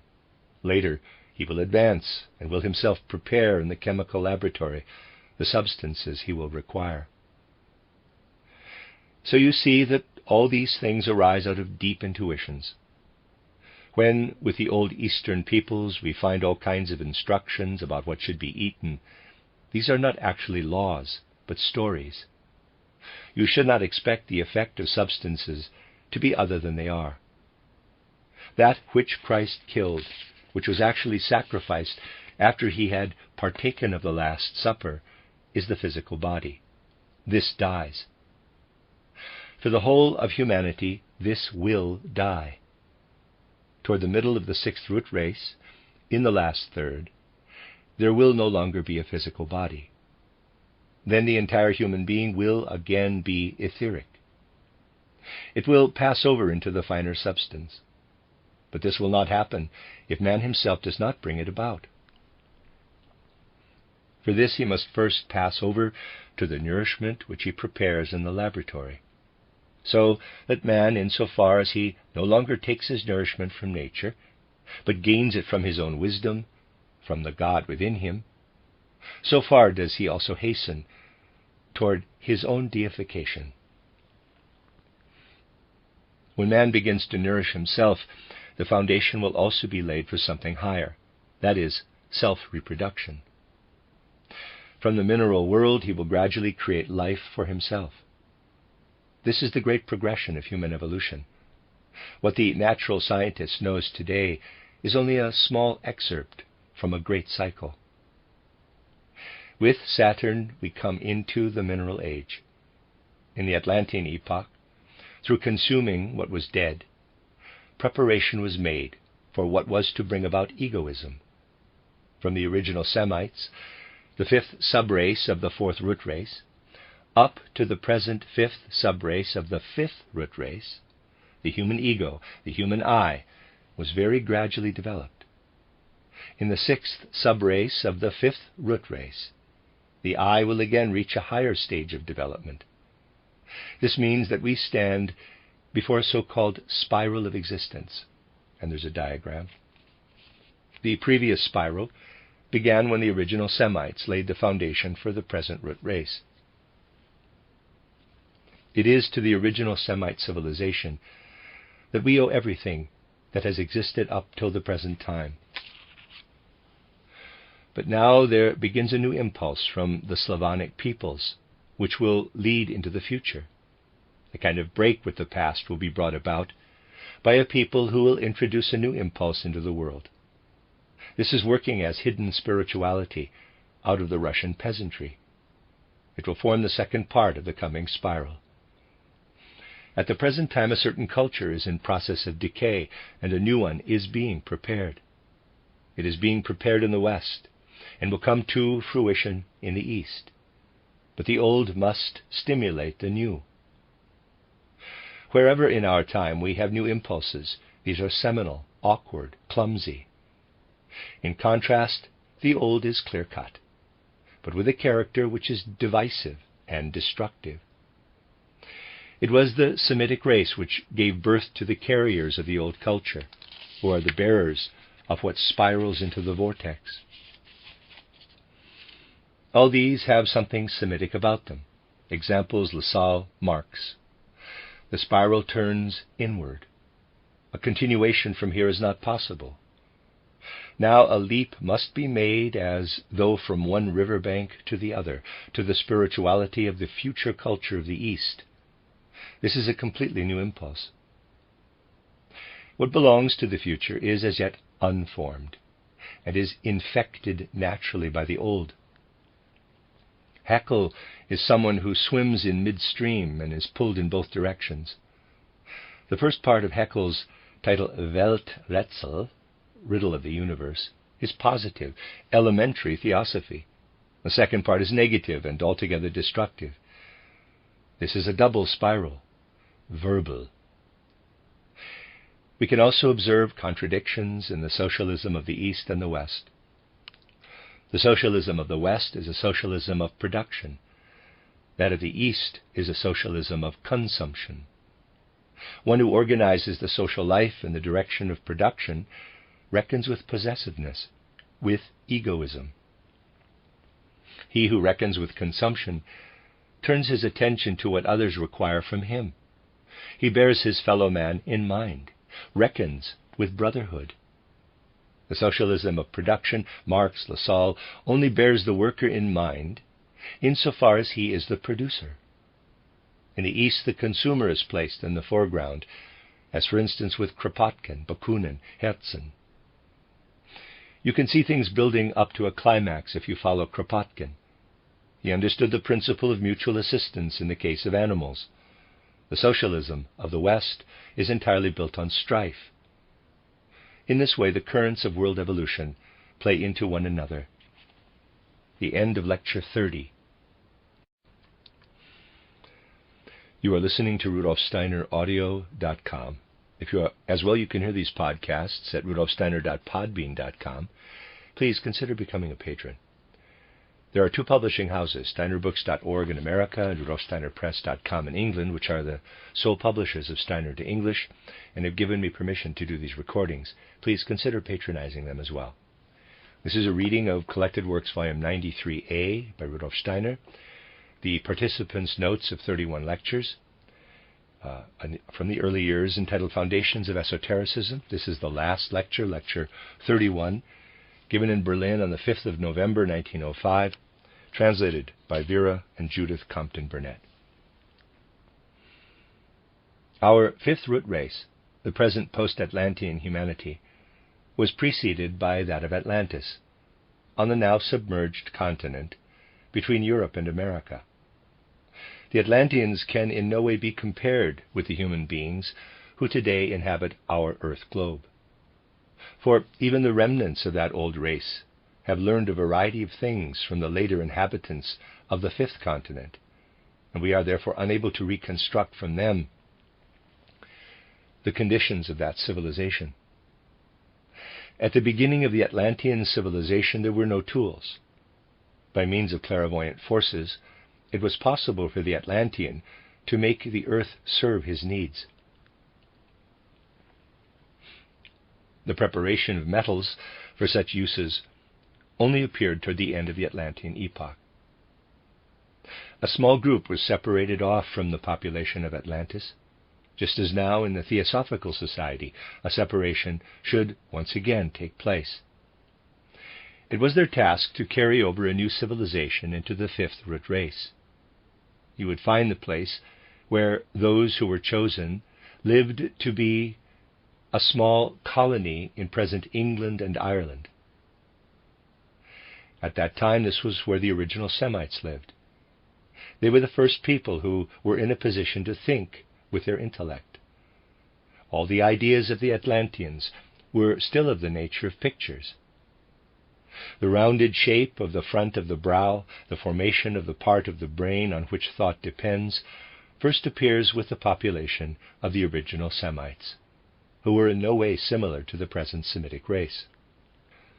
This original Semitic people, who one can say discovered thinking, journeyed through Europe into Asia and there founded a civilization.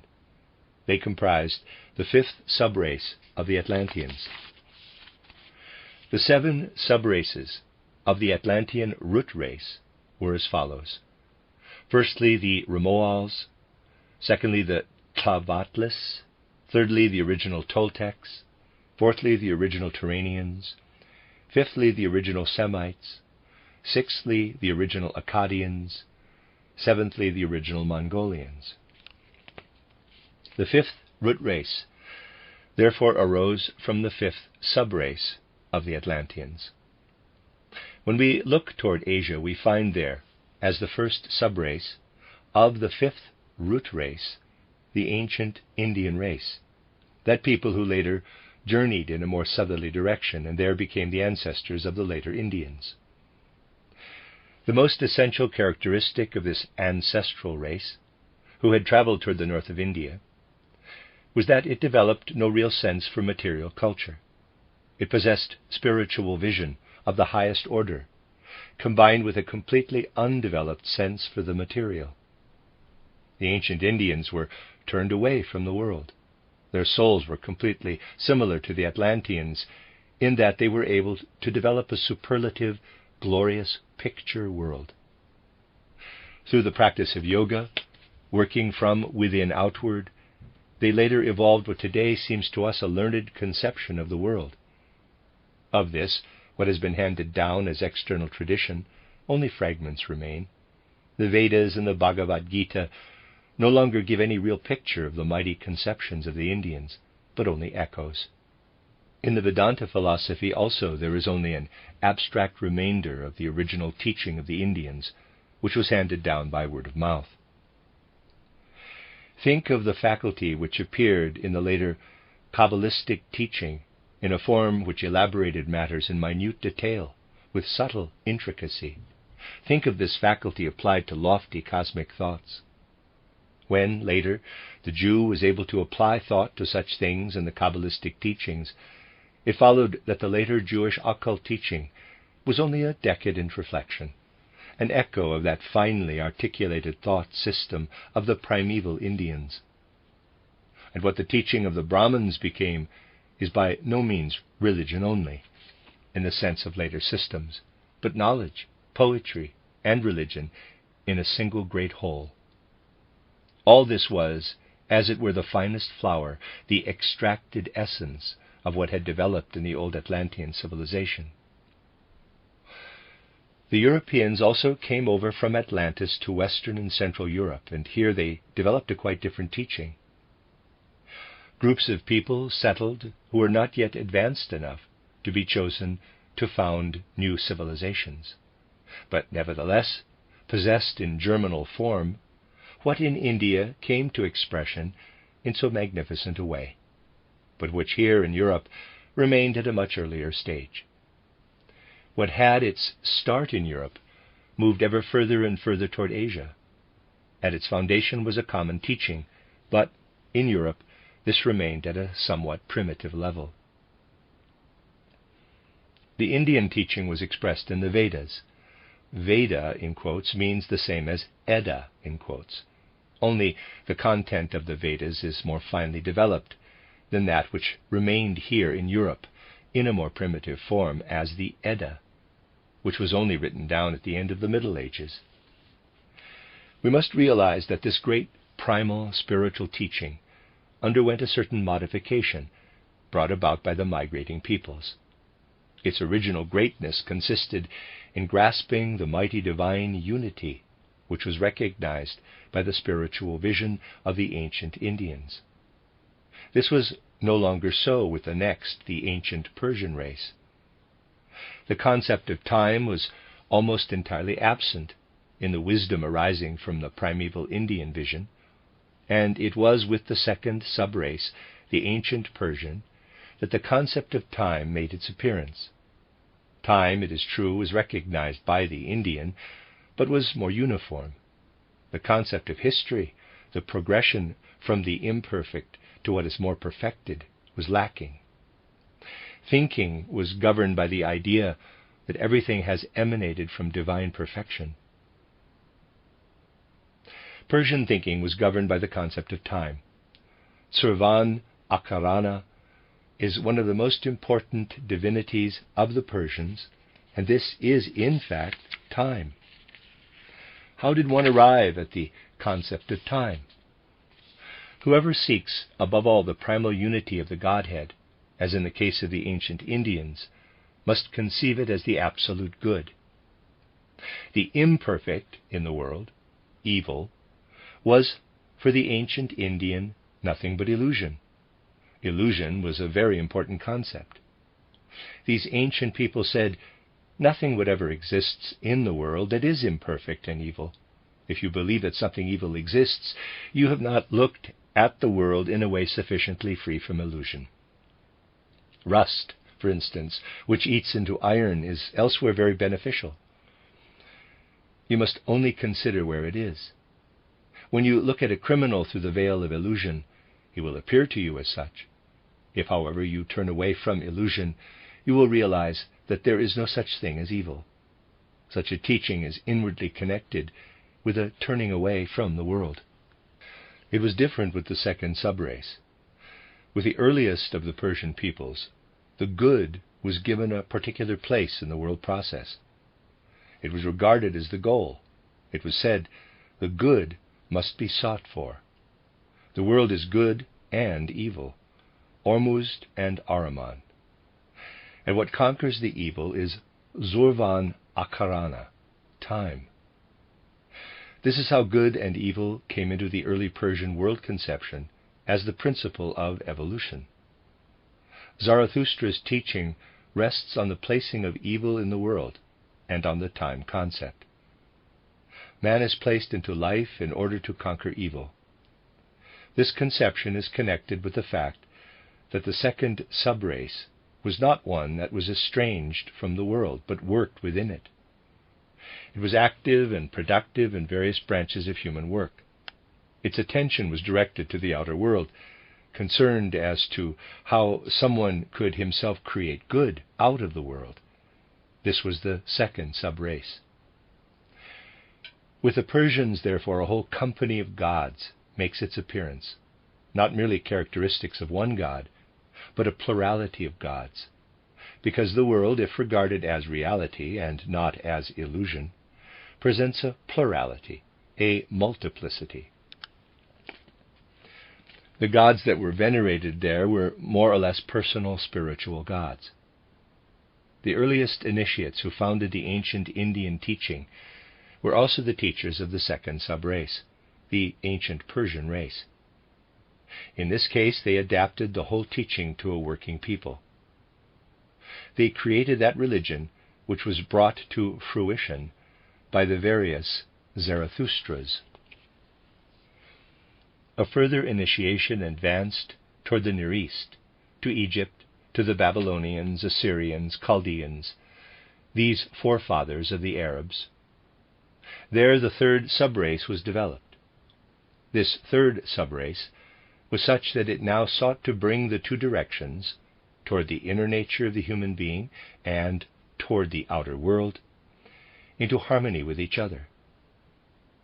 Whether you look for the fundamental conception of this third subrace in Chaldea or in Egypt, everywhere you will find a pronounced awareness of the connection between human work and the forces of nature. This is an essential difference when compared with the Persian race. In Persia, you have two powers, good and evil, which do battle with one another. The human being of the third subrace tries to bring the different nature forces or beings into his service. What developed as Persian religion was mainly built up on human morality and industry. Now, in the third subrace, the consciousness developed that one does not master nature only by means of bodily strength and moral behavior, but best of all, through knowledge. In those lands, such as Egypt and Chaldea, where a skillful agriculture was pursued, there developed a coordination of heavenly spiritual powers with what was carried out by human work. Knowledge of the meteorological environment and the heavenly bodies evolved there. Energy for work was harnessed through knowledge of nature. So it came about that man directed his gaze to the stars, and astronomy was brought into connection with humanity on the earth. Man's origin was sought for in the stars. Thus, in this sense, we have for the first time to do with science. Now, in the third subrace, instead of inner perception, we have practical knowledge. So we hear of great initiates who taught geometry, the practice of surveying, technical skills. The fructification of human activity with cosmic wisdom brought down from the spiritual world makes its appearance in the third subrace. With this, something was given which translated the whole conception of human life into a kind of heavenly science. With the various peoples, this found expression in different ways. In the case of the Egyptians, Osiris, Isis, and Horus were conceived of as representatives of astronomical phenomena. So, three different subraces developed in Asia. Taking their start from Atlantis, a colony led by initiates traveled over to Asia. A special result of this was the ancient Indian civilization, a second, the ancient Persian. The third result was the Egyptian Chaldean civilization. They all had a common initiation source. In Europe, however, groups of stragglers always remained behind from the streams that culminated with such magnificence in the three great Asian civilizations. These separate cultural streams were mixed up in Europe in the most varied ways. In Europe also there were initiates who formed mystery schools toward the end of the period we are speaking of. They were called Druids, from dris, meaning oak. The strong oak was the symbol of the early European scholar priests. For what dominated the peoples in the north was the thought that their old form of culture would necessarily have to decline. There the twilight of the gods was taught, and the future of Christianity came to magnificent expression through these northern prophets in what later became the Siegfried saga. This may be compared with the Achilles saga. Achilles is invulnerable in his whole body with the exception of the heel. Siegfried with the exception of the spot between the shoulders. To be invulnerable in such a way signifies to have been initiated. In Achilles you have the initiate of the fourth subrace, which lies on the ascending curve of man's cultural development. Therefore all the upper parts of Achilles are invulnerable. Only the heel, the lower nature, is vulnerable, just as Hephaestus is lame. The German Siegfried was also an initiate of the fourth subrace, but vulnerable between the shoulder blades. This is his vulnerable spot, first made invulnerable by the one who bore the cross. With Siegfried the gods reach their downfall. The northern gods approach their end, twilight of the gods. This gives the northern saga its tragic note, for it not only points to the past, but to the twilight of the gods, to the time which is to come. The Druids gave to man the teaching of the declining northern gods. Thus, what was still symbolically portrayed in the Battle of St. Boniface with the oak represents the battle of the Druids with the old priesthood. Everywhere in the north one can point to the traces of what came to expression over in Asia. For instance, Muspelheim and Niflheim are the counterpart of Ormuzd and Ahriman. The giant Ymir, out of whom the whole world is made, corresponds to the cutting into pieces of Osiris. One can follow the connection between the European peoples of the north and the other civilizations in the most detailed way. When in the south of Europe the fourth subrace was developing, the northern tribes had also made the transition into the fourth stage, so that in the Germanic peoples Tacitus found much that was related to the southern culture. Ermin, for example, is the same figure as Hercules. Tacitus also tells us of a kind of Isis worship there in the north. So the older stages of civilization progressed toward what was to come as Christianity. So, think of Europe, Central Asia, and Egypt as sown with the seed of what had developed under the influence of the initiation schools. These initiation schools sent out from their midst the founder of the fifth subrace, who had long been prepared in the shelter of the mysteries. This is the personality who in the Bible is called Abraham. He came from Ur in Chaldea and developed as an extract of the three older civilizations. The task which was represented in Abraham was to carry into the human realm all that had been held in veneration in the outside world, to create initiates who laid the great value on what was human in order to found the cult of the personality.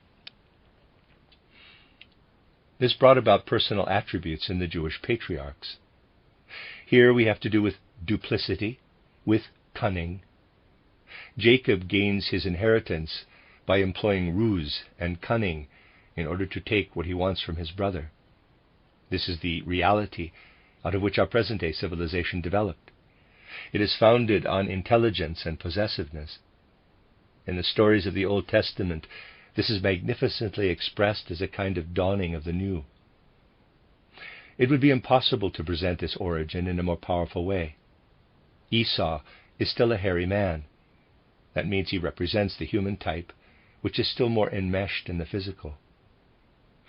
Jacob represents one who relies on his intelligence and guile, and thereby achieves what is now actually developing in human nature. The overcoming of physical force through intelligence is here inaugurated. The initiators do not always introduce something great into the world, but what must of necessity come about. Israel means, quote, he who leads man to the invisible God who dwells within. Israel. El means the goal, Isra, the invisible God. Until then, God was visible, whether it was the one who gave the urge toward good and evil, as with the Persians, or whether it was the God who had his body in the stars, in the universe. This God was experienced as something visible. And now we have the Jewish initiation portrayed in Joseph and his 12 brethren. It is a beautiful and powerful allegory. The allegorical now makes its appearance. The intellect, when it wishes to be effective, becomes the recounter of allegories. How Joseph was initiated was first recounted. He was removed from his normal surroundings, sold for 20 pieces of silver, and cast into a pit, where he remained for 3 days. This indicates an initiation. Then he comes to Egypt, where his activities bring new life. And now, finally, we have indicated the transition which began at that time from the knowledge of God and the stars to the knowledge of man. Joseph was rejected because he had dreams. He had the following dream. Sun, moon, and 11 stars bowed down before him. The 11 stars are the 11 signs of the zodiac. He felt himself to be the 12th. The symbolism of the star religion was now led over into the human. In the 12 brothers, the starting point of the 12 tribes, the knowledge of God and the stars was led over into the personal. Quote, now you surely do not wish to assert, said his father, that your brothers will bow down to you. Close quote. Here the change is given us. The divine knowledge of the stars is replaced by a knowledge attached to the personal human. This finds its form in Mosaic law. From out of the 3 ancient civilizations, through the initiation of the Jewish patriarchs, this 4th civilization, the primal Jewish, was derived.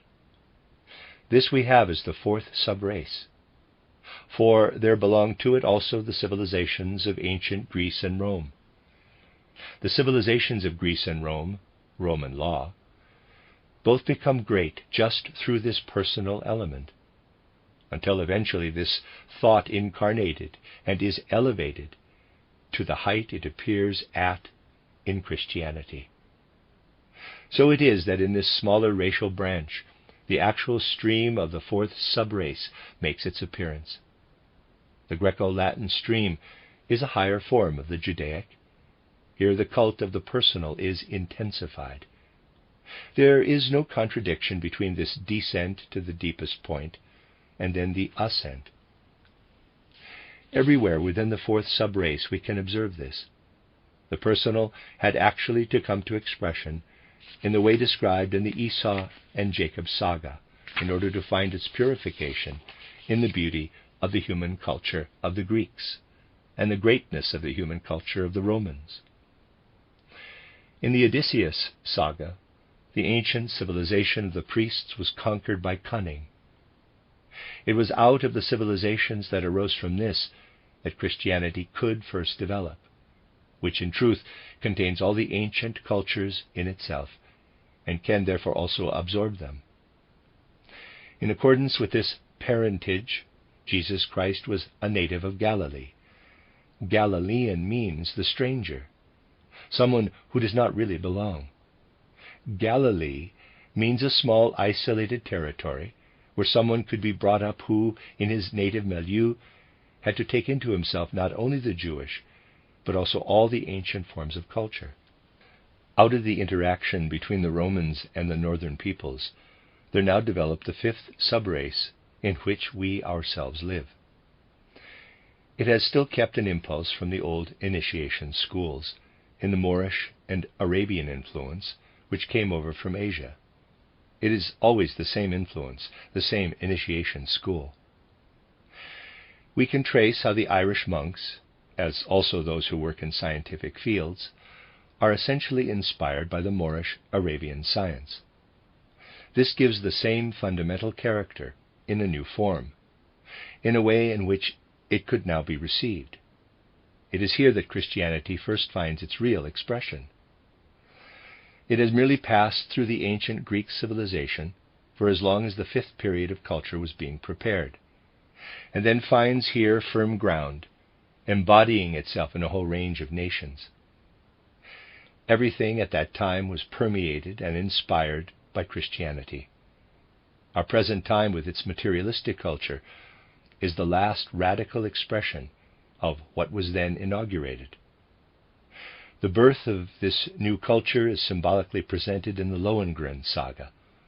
Lohengrin is the initiator of the city-state, and the city life, which leads up to a new cultural stage, is symbolized by Elsa of Brabant. Into all these streams others penetrate, for instance, the Mongolian tribes. What originally came over from the west was related to what came with the Huns from the east. So, from east and west, something came together that was related, the Mongolian and Germanic tribes. Those who originated from the west were descendants left behind by the Atlanteans, as were also the Mongolians from the east. Fundamentally, both streams were related. It is always one stream which crosses another. Both, however, have a common native ground, since they both originated from Atlantis. Now, here in the north, everything that has remained from earlier times took on a more established form.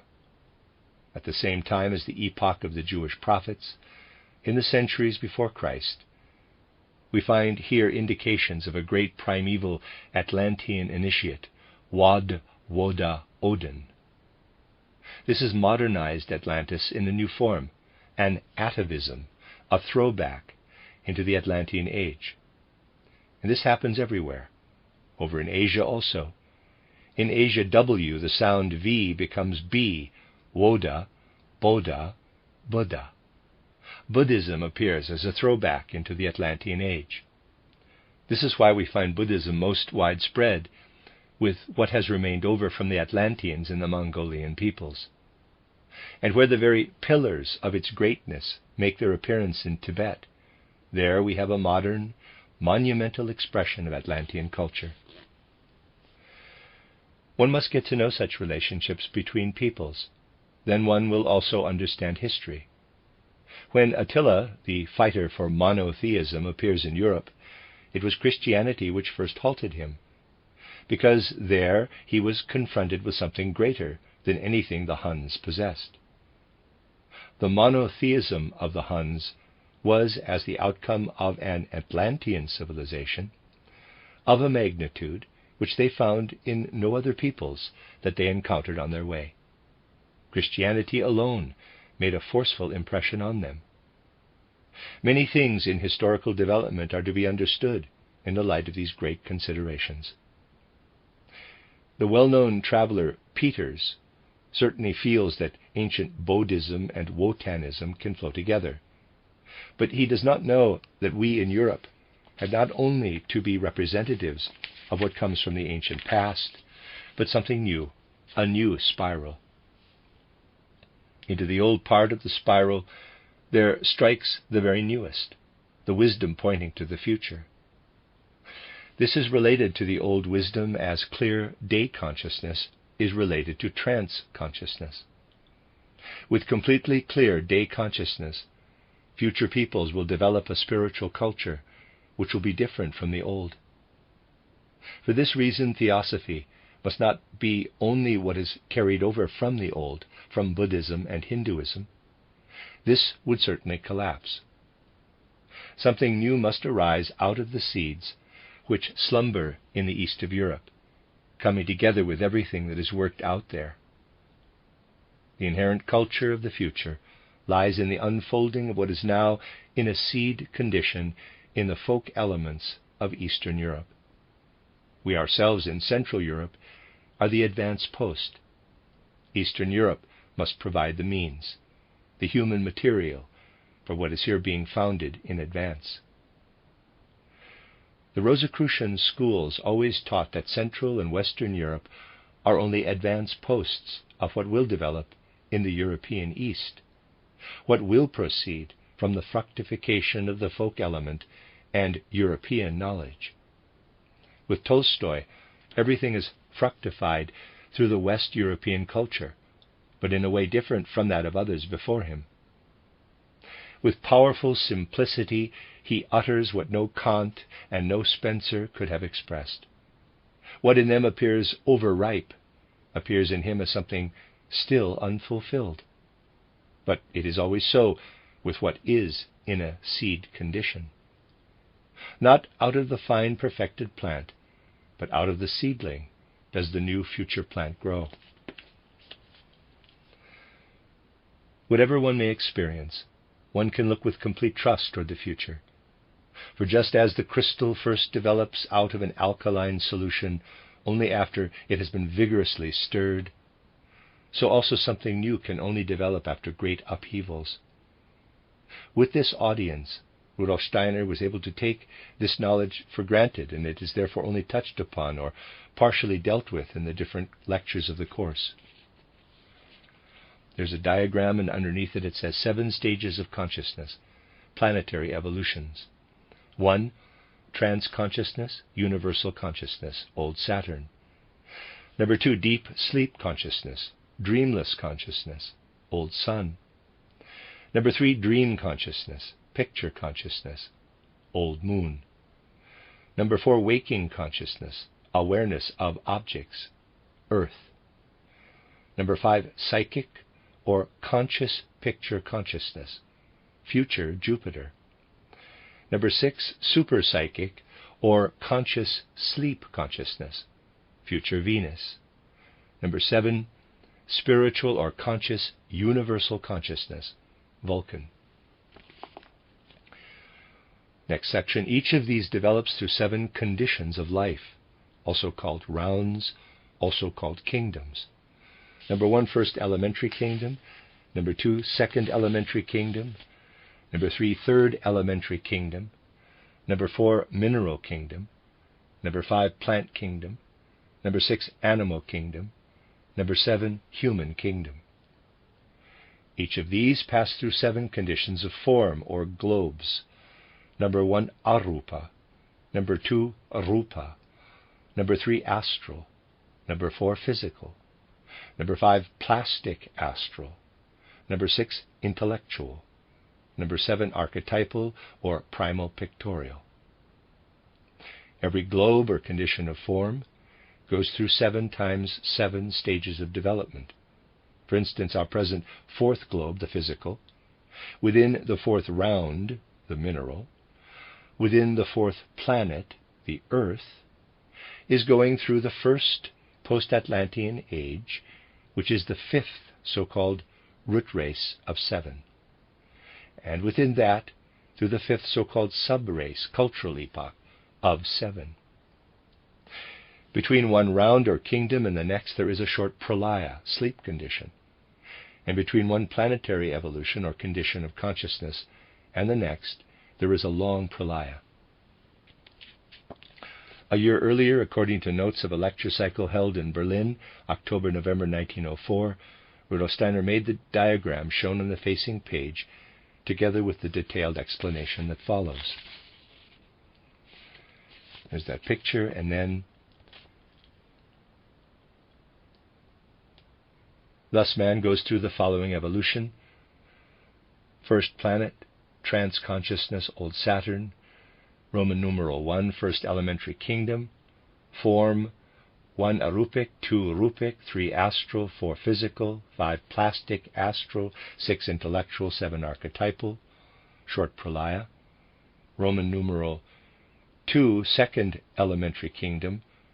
Form 8, arupic, to 14 archetypal.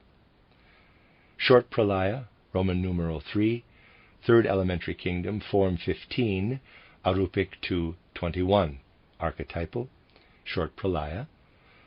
Roman numeral 4, mineral kingdom, form 22, arupic to 28, archetypal. Short pralaya, Roman numeral 5, plant kingdom, form 29, arupic to 35, archetypal. Short pralaya, Roman numeral 6, animal kingdom, form 36, arupic to 42, archetypal, short pralaya. Roman numeral 7, human kingdom, form 43, arupic to 49, archetypal. Long pralaya, second planet, dreamless sleep consciousness, old sun, Roman numeral 1, first elementary kingdom, and so on. Everything is with the first planet, third planet, fourth planet, and so on. The 25th stage is always the deepest and densest middle stage. We are now in the 25th stage on the fourth planet, thus in the densest stage of all.